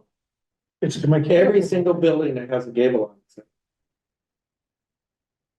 but if it were a pure gable, didn't have that mechanical space. Yeah. You'd have to address it then with we'd have rooftops or exterior equipment fed through or do something else. 500 square feet on the first floor. Yeah, right. Well, why doesn't Catlin take credit for that space when you count it? 'Cause it's. It's blended in. It all ends up being in the number. Takes up a roof space. We just use the roof space. I don't count it because it's not occupied space. We're not heating it. Well, they do heat it, but it's, Yeah, that thing's got everything in it. Yeah. I mean, it has to be heated with all the piping and everything. well, it's got an R60. The whole building's We don't, heated, we put a little bit of. I just thought it was incredible. Yeah, I love that. Yeah, I actually want to go bowling. There's a window out back and you can see out the golf course. No, it's okay. I'll walk you through the blue section here. I want to mention a couple things. Arts and crafts and classrooms need real storage, not a closet, real storage. We usually like to find design, and this is a personal thing for we need to look at. We like to do the classrooms without doors into the storage room. So people can, what happens is, let's say, in Wilbraham, they're having a quilting class. Everybody has their stuff in a plastic. And in the storage closet is 22-inch deep shelves. You can take your tub, put it up there, and the next time you have your class, you come take your tub back up, you work on it. When you're carrying that, if you put doors on it, it's complicated. And you can look in it and see where your tub is, you got your name on it. And that's just an example. There's lots of different things. Some of the rooms, they'll use it for lightweight fitness, so they have little barbells, or they'll have their pull-up yoga mats that they'll pull up.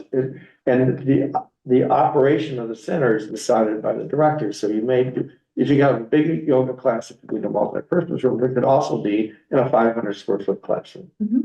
And we generally do our floors using something that people, it's not dissimilar to this. Nothing. I want to mention exterior storage. We provide exterior storage, which is rated 2 hours and vented to the outside. Because what happens is I find that Dan would never do this, Dan Van, but we find snow blowers in the vestibule, shovels, salt, all kinds of things. We want a nice separate space for that, that's accessible for the maintenance of the site. And it should be right near the front door, because that's where most of the early cleanup is. And you can park a snow blower in there if you want. We also recommend exterior storage out near we like outdoor space, patio, or what have you. There's a lot of things that go there. If you do a bocce court, you need to have stuff for that. So we have an outside storage area that's over on the side where the activities are outside. And it's really good to plan those in. So we put it on your list. And then in the process of designing this, it'll be like a menu. Yes, no, we really want it, but now the budget's a problem. Maybe we can make that a little smaller, we can put it somewhere else. So those are all issues that I want you all thinking about. And the reason why we color code them is that the next time you see this, and we start coming up with, you'll feed us the people, we will come with a diagram, JCC diagram. And all this will now be done proportionately as an element on a plan like this. And you'll see, all that red stuff is the stuff we talked about here. And look how big the multi-purpose room is compared to a classroom. And what we do is we put them, it's almost like you cut them up, rearrange them. we will show how the adjacency we recommend, and then you tell us, you know, I want the classrooms all together. But, so we start moving those around, and it'll all be in color. By the time you get a schematic plan, it'll be a plan that looks like a building. And all the floor plans will still have that color.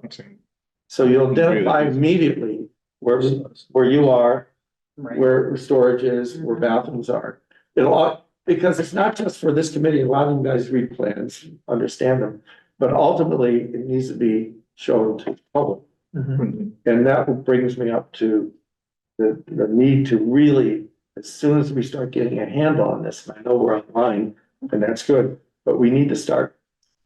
There's nothing more important than communicating what you have. You don't arrive with a surprise. So everybody needs to have input. And there'll be negative and positive and ups and downs. But if you don't start that early on, it'll be a roadblock until you go down the road. How do you think about like outdoors, like patios or linking the inside of the building to, Huge. and, you know, off the backside of the building, there might be, I don't know, bocce court or a Yeah. pickleball courts or whatever. How do you think about that second entrance or exit or? We provide a lot of physical doors out onto the patios. And they're locked until the center opens, but we don't have, they tend not to have the parking lot in the middle of all that. So people are not wandering. It's almost, you'll see both Long Meadow and Wilbraham, as well as North Andover, whoever was there, that those patio areas, there, somebody wants to walk around the building and come through the back door, yeah, they can do that. But it's not an entrance. Right. But we want to make sure, like, the library lounge almost always has access to the patio. It's a very important connection. And the multipurpose room, what we've been designing lately is that we actually have a large foldable partition that opens up between the multipurpose room and the patio, so you can have outdoor events where the speaker or music can be played in that area inside the building with people out on the patio. And if you go to Long Meadow, it's a raised performance space in the multipurpose room, which when you turn around and open up outside, it's a raised space with an outside area that you can do an event with people sitting out there. You can see 25, 30, 40 people on the patio. The other issue is the I lost my train of thought. Good, shut up. We was talking about access. Yeah, but access is really important. And the nice thing about Wilbraham is you look out on the 7th green. That's a big It's really nice. And so far, by the way, we took all the windows on that side of the building and made them tempered. I understand the golfers are the best. But we moved the tee. We moved the tee a little bit so they wouldn't be in that building. But it's just fun. Can I go back? Yeah, go ahead. Sorry. So tell me what group toilets means.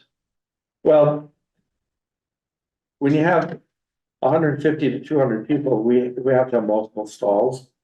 So we have a group ladies and group men's, and they usually have 4 stalls for the women, 2 stalls for the men, and urinal, what have you.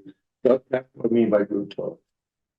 Because we saw something different. It'd be interesting. Yeah, I saw that. Politically, I'm not sure what the answer is, where you just cannot label men's and ladies and men's and women's anymore. Unisex. Who sold you on that? It's, nobody sold me. Oh, good. That was just we're talking about the Sudbury. Just see. one? Yeah, we're talking about Sudbury. Yeah.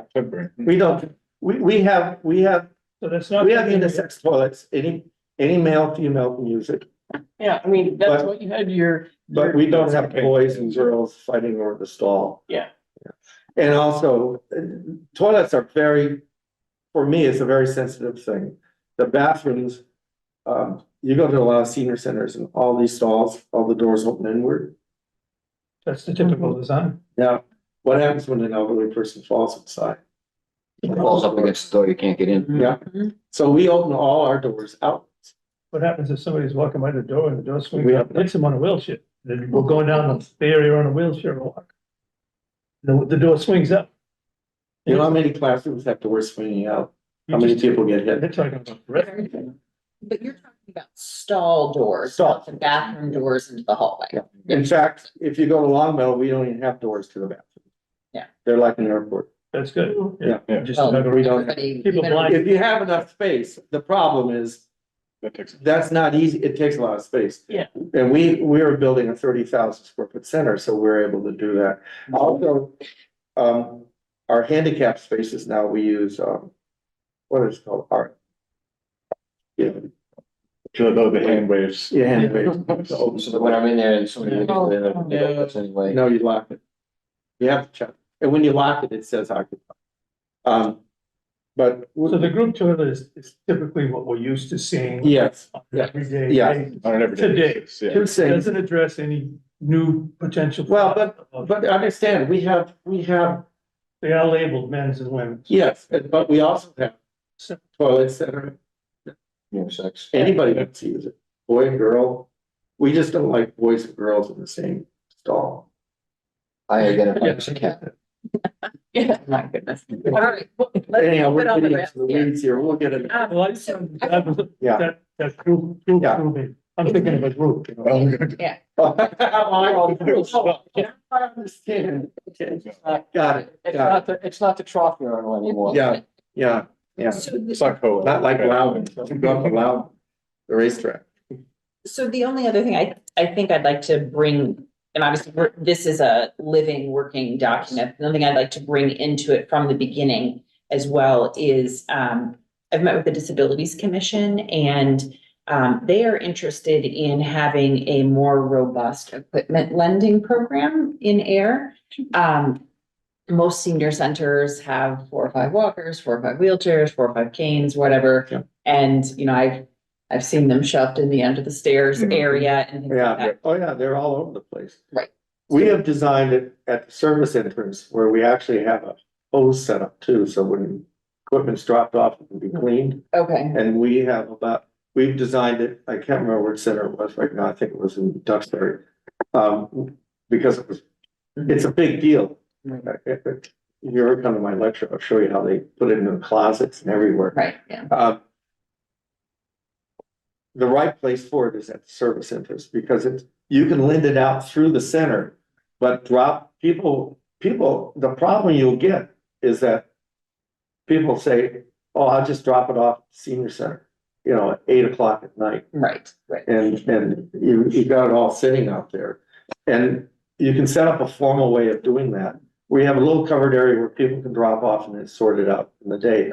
The problem is you gotta have some control on that because it gets out of hand. Right, so I think they're looking to the senior center to be able to participate in the sort of standard senior center pieces. But and I don't want to speak for you, you can Okay, speak for that's someone, like fine. the Disabilities Commission is really looking to get into the larger disability community's needs. Okay. Hoyer lifts, electric wheelchairs, you- they're looking to get into something on a little bit larger scale. So, and that is a piece that's a part of the senior center mission. There's a lot of overlap. There's a little bit of additional there as well. So, when we met last and we were trying to see how would we propose this, we were thinking again off the service entrance, but maybe something more akin to like a 1-car garage size. That would have storage rooms and things on either side, like to accommodate. That becomes an operational thing for you to figure out. Yeah. Because I'd be really careful about electric wheelchairs. You know, I presented that to the Disabilities Commission Yeah. and that would be They're, their initiative then, Yeah. rather than mine. But we have an employee who's quadriplegic. She has, and that's one reason why we do 3'6" doors. Right. Because a lot of these electric wheelchairs don't fit through the ADA door. Period. You lose your hands. And the other thing about it is they require special charging. Right. And they're actually usually, the reason why they're not good for lending is because they're often custom for particular user, especially if you're a quad or a paraplegic. But that's an operational thing that you can sort out with the commission. Right. Because one thing you'll have to do, the problem with electric ones is that they're they're so custom. And by the way, 15, 20, 30. Right. Usually they're handled through Medicaid or Medicare.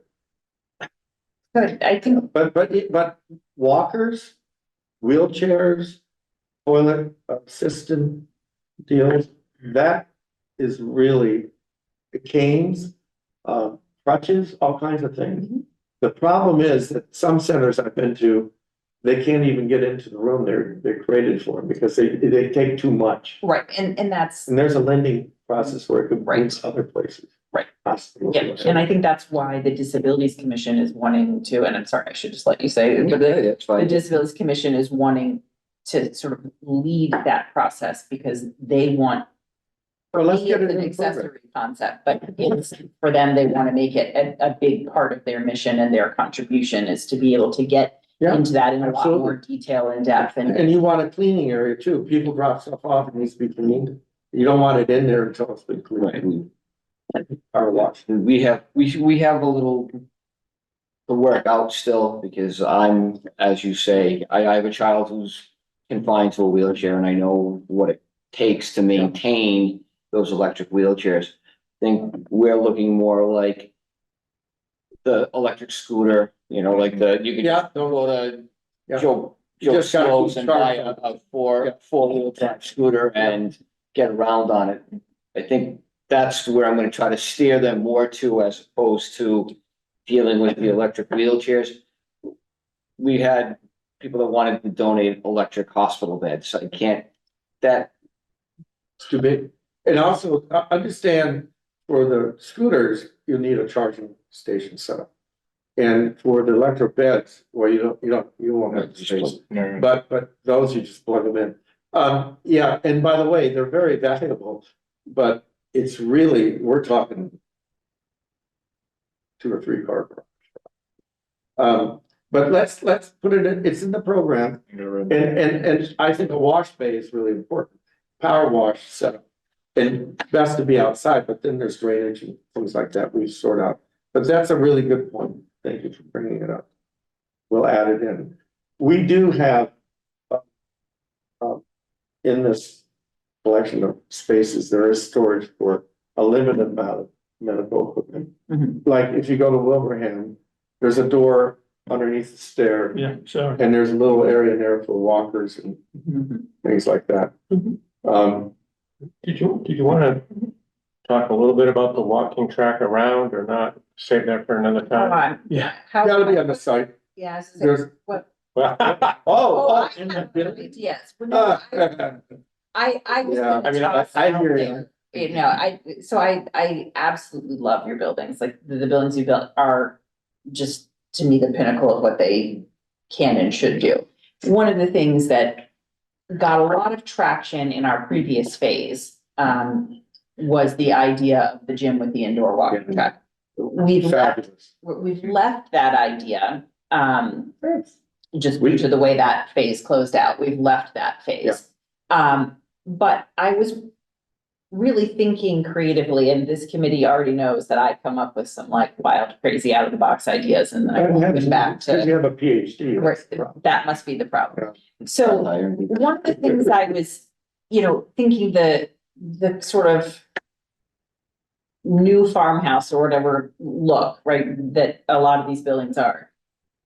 Could there be something where it's designed with what would look just like a wraparound farmer's porch on it? And I know it's a wild idea. I know it is, and Ken's laughing at me, but I know it's a wild idea. But that it could be built in, that there is a covered and protected area that could, because I know when I have done walking programs, when I have worked at other communities, they're wildly successful in the Oh. winter. It's crazy in Long Meadow. Yeah, and I when mean- you have a big when you have a big building on one floor, you can design your hallways such that you can really do indoor walking, like you can have an indoor walking track essentially just by walking up and down all your hallways. You won't have that. You won't have that on a two-story building, right? Because you're making it much more efficient. Nicer for the people that can't. But, you know, Okay, yeah. but, you know, this is an interesting idea. What happens right now in Longmeadow is that we have walkers, we have fast walkers, we have joggers. And it's, I think it's 8 times around for a mile or something like that. The problem, one thing we thought about for a really large multi-purpose room is creating a lined area that goes around the perimeter of the room. We're not that big. Right. But, you know, I'll tell you right now, let's get us into the site. Let's put it on our list. We'll get into the site that we're gonna end up with eventually. And that might clue us as to how, one of the really neat things I just saw was this outfit called Mark and Homage, which is right near the squash court where I play in Keene. They have a covered, it's very simple. It's a simple frame system with like Unistrut, if you will, with a roof over it. And it goes between buildings, if you will, because it's winter. And at one time they had glass on it. You can walk all that length. And there may be a real cool idea of create a patio area, which has a zone that goes around it that could do that.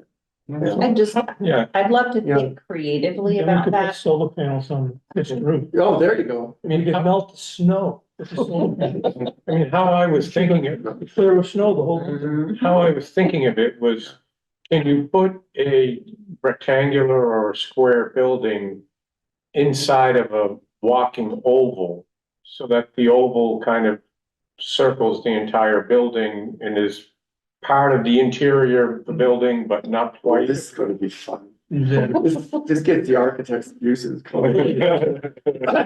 gonna push everything. Money, oh, don't worry. I like the money. It'll push everything further out from the entry. We're trying to get people close to the Yeah. entry. Now you're gonna. Well, but the off circle certain that might only be like 10 feet wide. Well, let's, No, we'll but I understand. put it on our list. We'll put it on our list. I like the idea. Yeah, And also, it could be, quite honestly, it could be a porch, you know, a covered area, like, say, along the patio, which goes through the backside of the multi-purpose room, so you go like this, back around, go like this, and go back around, and that might be an option. Weather is a real big thing in New England, you know? Could you cantilever on the second floor, build the first floor here, cantilever out the second floor and bring. Shit, I could do that. You got the money. Put your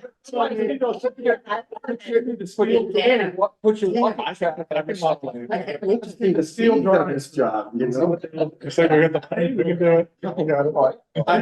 I can tell you, this is On the what, second this is floor. what it's all On about. the outside. Hearing this stuff, getting it into our Changing list, the whole look of the building. digesting it, coming back with some ideas from us. But we don't know what the building looks like yet, because we haven't drawn it. No, we know pretty much what his buildings look like. Oh, well, you ever look at the rest? We just twisted his arm, and gave us a better idea. Lexington, It's Kentucky. Kentucky. No. they haven't been.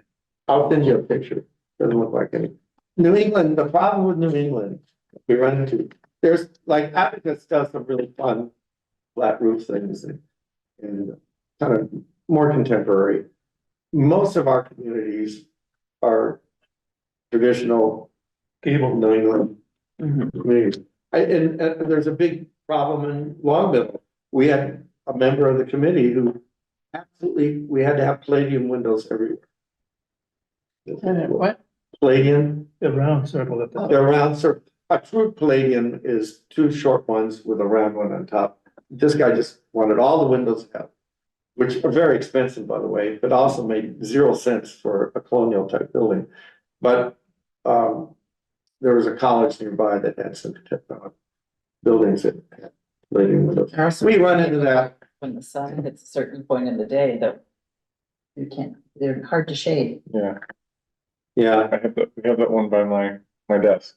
It's horrible as shit. I gave you a Nice shade. curve. I put it. Our offices are on the second floor of a former savings bank. And it was the chairman of the board.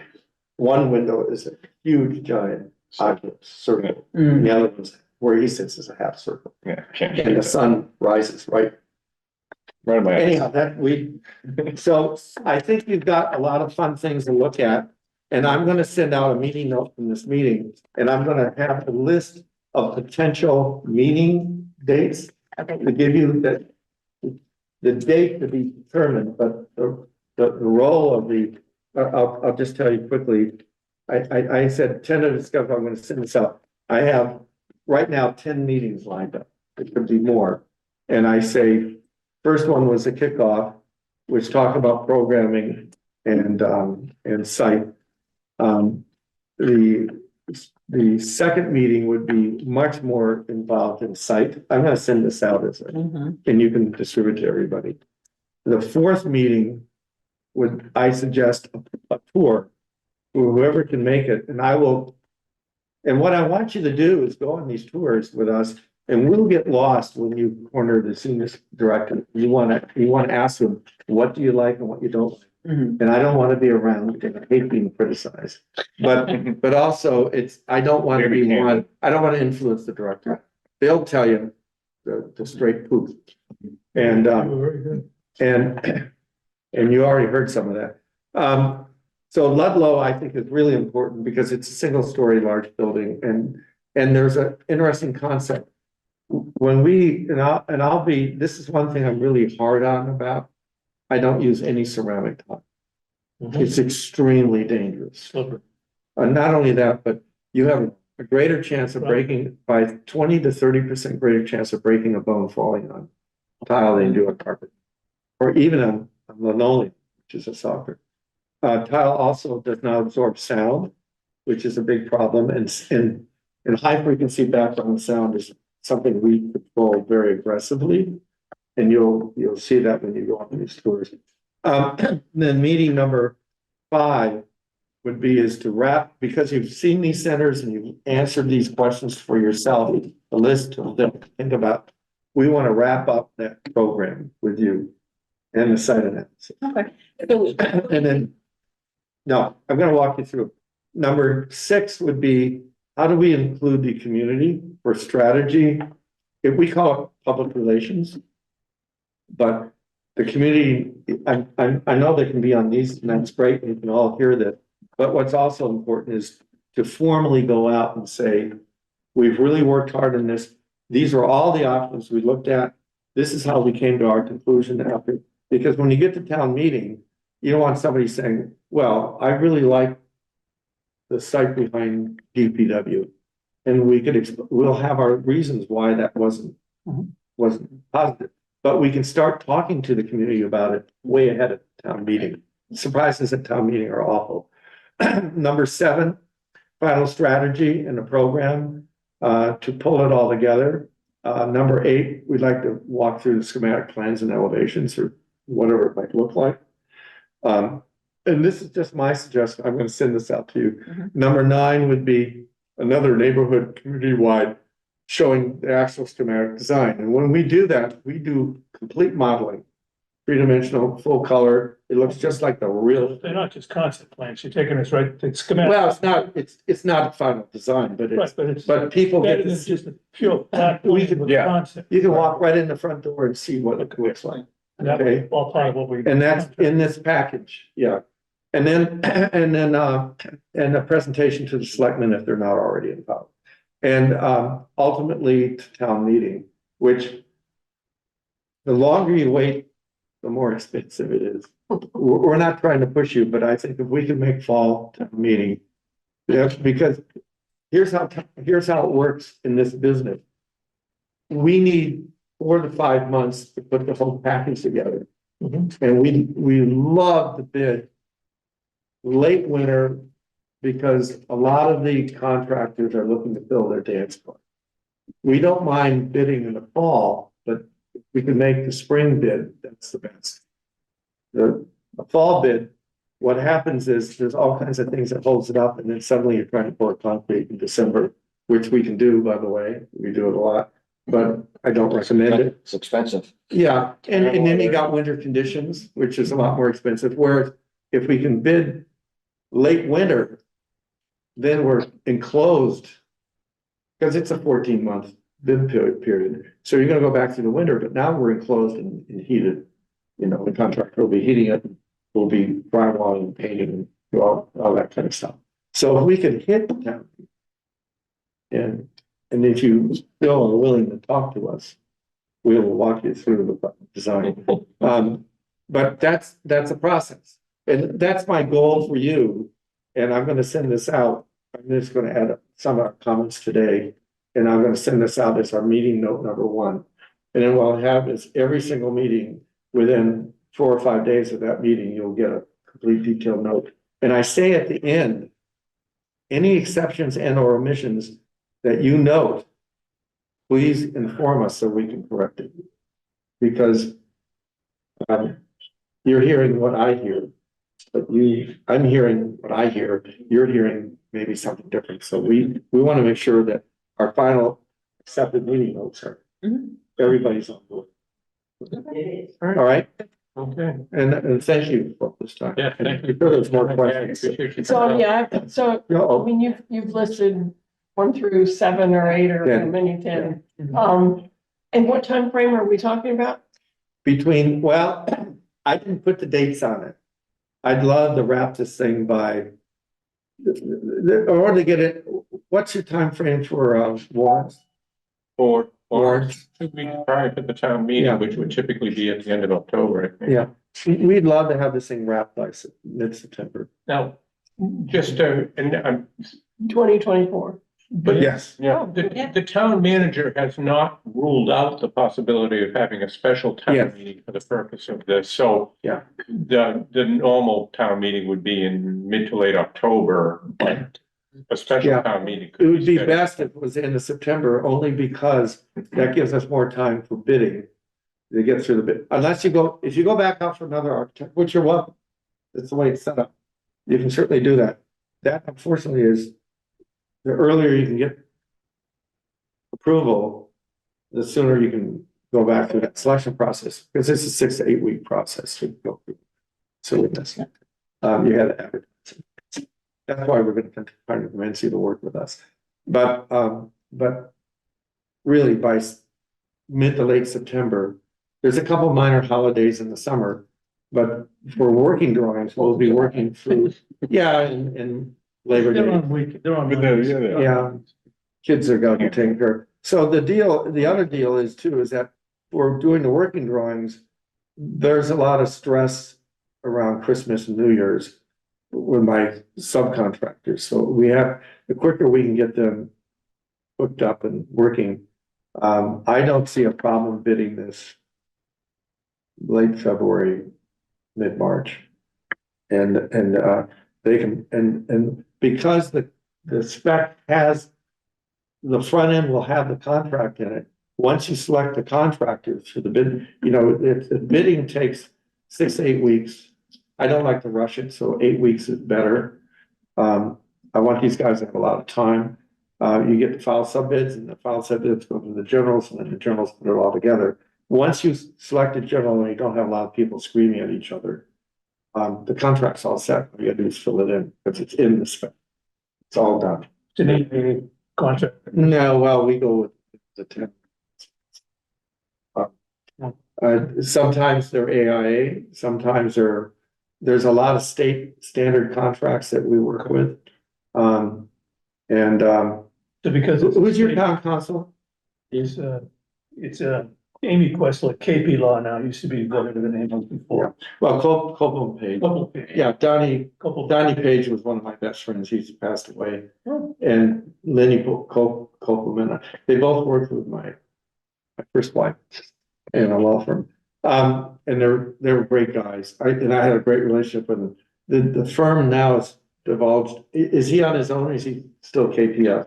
It's called KP Law, but I cannot tell you how many what the principles are. Well, I can tell you that they have some There's 2 or 3 that work around. They have some odd problems, this contract, that whoever worked on it was just fine with us. But What contract was that? the one I signed to do this These are the two little, guys that worked on it. oh, you guys did it, so Just you're me guilty. and- Well, you did a good job.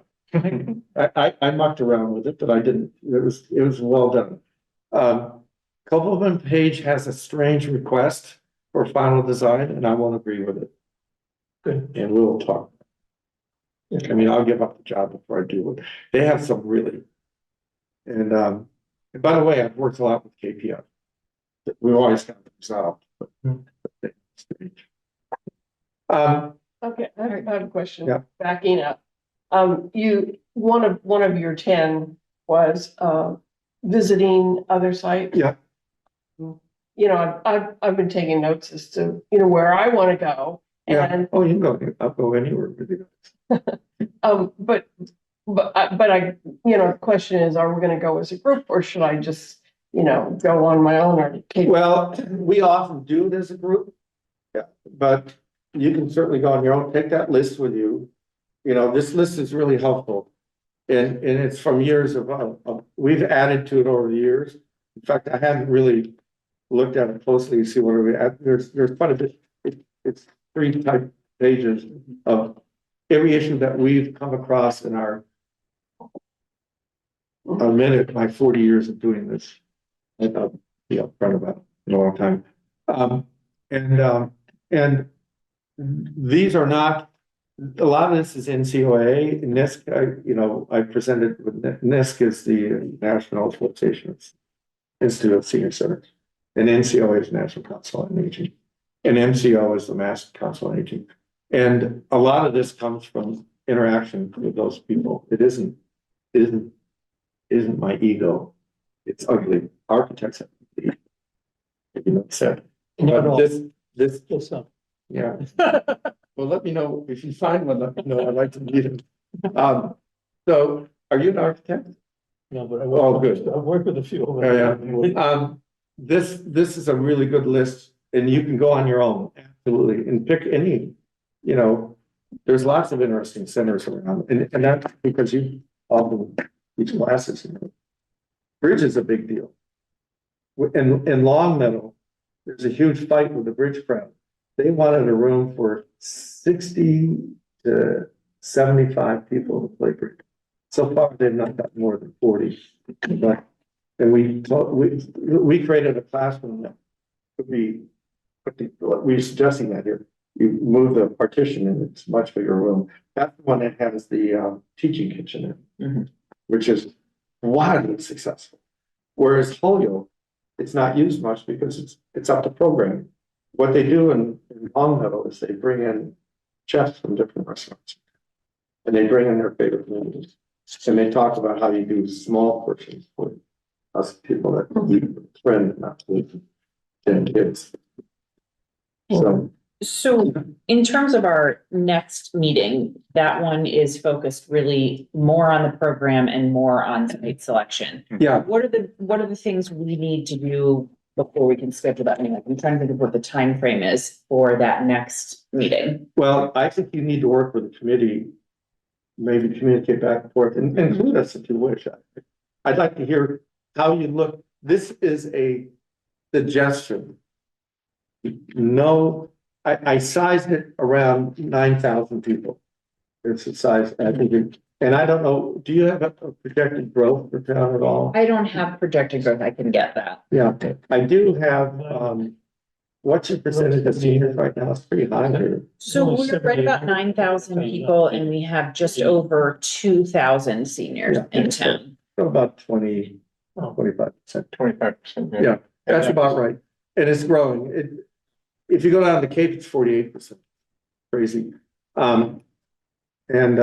So right now, the problem that we have to face is, I'd like to know, is there more development space in town that people can be adding more housing or more apartments? Because if you're frozen in your space, we don't have to project out too far, but I can tell you right now, this center should be designed for 20 years. Yeah. And We all thought that. and it will be here 50 years from now. Now, it could be, if you go to, Irving, all in what's the town just north of, North of Irving, Northfield? Northfield, yes, thank you, Northfield. Irving. We did the study for Northfield, and we did the study for Irving. Irving built theirs first, guess what? Northfield said, heck, we'll just go down to Irving. So that's fine, but I think there ought to be a charge for that. But you should look and see, are there surrounding communities who say, oh, Yeah. you know, Mhm. Yeah, we'd I like to think be a that part of that. Those are things that we're all. Yeah, so you have to start, Much aware of and Yeah. taking those Yeah. under same consideration. with Montague, it was the little town across the river, you know, from Turner's Falls. This is, Dan, yeah. I have data from our water master plan with population growth projections. Yeah. So I can get to that. And Alan, Yeah, oh, okay. and Alan gave me some numbers on the senior population and expected rate of growth, so I think we'll be able to come up. Yeah, that'd be very helpful, because part of explaining a town meeting is, why is it so big? Or why is it so small? I mean, you've spent a lot of time, I spent my life in town meetings, and they can get very exciting, you know? And there's a strategy that this committee and the COA needs to take on when you go to town meeting, is how you grab a hold of the town meeting quickly before somebody barrels into and blows it all up, which happened in Falmouth. We had a wonderful director who was an elderly former priest that just wasn't taking control of this. So in terms of scheduling the next meeting, are we looking 2 weeks Well, out, Right, 3 weeks? so not every meeting we need to have, we'll have you here. You right? should have a meeting after this. Yeah. We should fill out the paperwork. Yeah. you gave us. Well, and The best we can. we're gonna feed you, Dan's gonna feed everybody his information. Dan, he has these things. If you could look at what he knows, like hydrology, Mhm. utilities, and Dan can advise you as to what is reasonably within reach and what isn't. So it affect whether you're a +3 or a -3. It is really a great way of doing this, because it does come up with a consensus. It's pretty good. And sometimes you have enough on it. Exactly. I'm not saying it's you, but it could be. Yeah, I was gonna be sure. And what do you think in terms of compiling your time to compile that information that the rest of the group would want when they're looking at this matrix piece? When's a reasonable time for us to share all that information and meet again? I should be able to get to that this week, get it out by the end of the week. I don't think it's a lot. And then we could either schedule late next week or the early following week. I'll send this out, you put in dates for me. Right. If I will be tentative as things get resolved, but I have roughly 10 meetings. It Okay. might be 12, it might be 6. Usually this is like a birthing process, you know, it's complicated. Sometimes people hear the lady. Everything is easy. Yeah. Okay, so it's to me like the committee needs to have another meeting before we meet again. Yeah. With John. Yes, that would be great. So, And you could feed me your, So today's the 15th, right, do we want to Thursday, the 20th, or the following week, the week after Memorial Day or before? when is Memorial Day, the 27th? Why don't we do it the following week, unless you guys want to meet again next week, that's fine. well, if you meet before it, that would allow us to have our meeting not too long after, 4 days after. 5 days after. I'm fine to meet next week if people want to meet next week. That's good. I think Ellen has stepped away, but I don't remember what day Ellen comes back. But she could always join us via Zoom. I'm good for next week. Next week, okay, so, and we were thinking Wednesdays were better, right, for Dan and Dave typically? during, Thursdays are a problem for me. 'Cause Well, this is the meeting that we're scheduling. yeah, but also if you meet, Wednesdays work great for us. Yeah. Now, do we want to, are we to assume that you'll be able to make an in-person at each of the meetings? Oh, we'll come. No, So that's good. I don't like Dan doing likes the mileage. He gets 60 cents a mile. So don't so make any money on that. Wednesday, So the would you- 22nd, is that, Today? okay, Yeah, I come from Wilton, 5, 6. but we're close compared to. I think 6 is easier for Dave. I grew up in Nashville, so I'm very familiar with this area. All right, so I'm gonna suggest that we table item number 6, which was getting, the town manager's office asked that we sooner rather than later come before the select board to give them an update on where we are. So, How about after the first? You can get an update right now. Yeah, well, and also, yeah, you got a lot to do, but also if you guys meet and we meet one more time, you'll have a lot of stuff for them. right, so when did they go to summer schedule? It's not in June, right? Is it just July and August? Correct. Okay, so I think if we could get on one of their 2 June meetings on their agenda, I think that would be good. That way, because the July and August ones, there's only 1 month, so they get. And the board will have changed, the new board will be constituted by then. so- Yes, yeah, So you have a password for Next your, week, right? What's that? for your Now you have the COA. election. It's- for the If Wi-Fi. we meet again, like we'll get on. Oh, yes, it's welcome COA. Yes, but it's not there On anymore. board there. If you read it from all the way over here, welcome COA, all lowercase, yeah.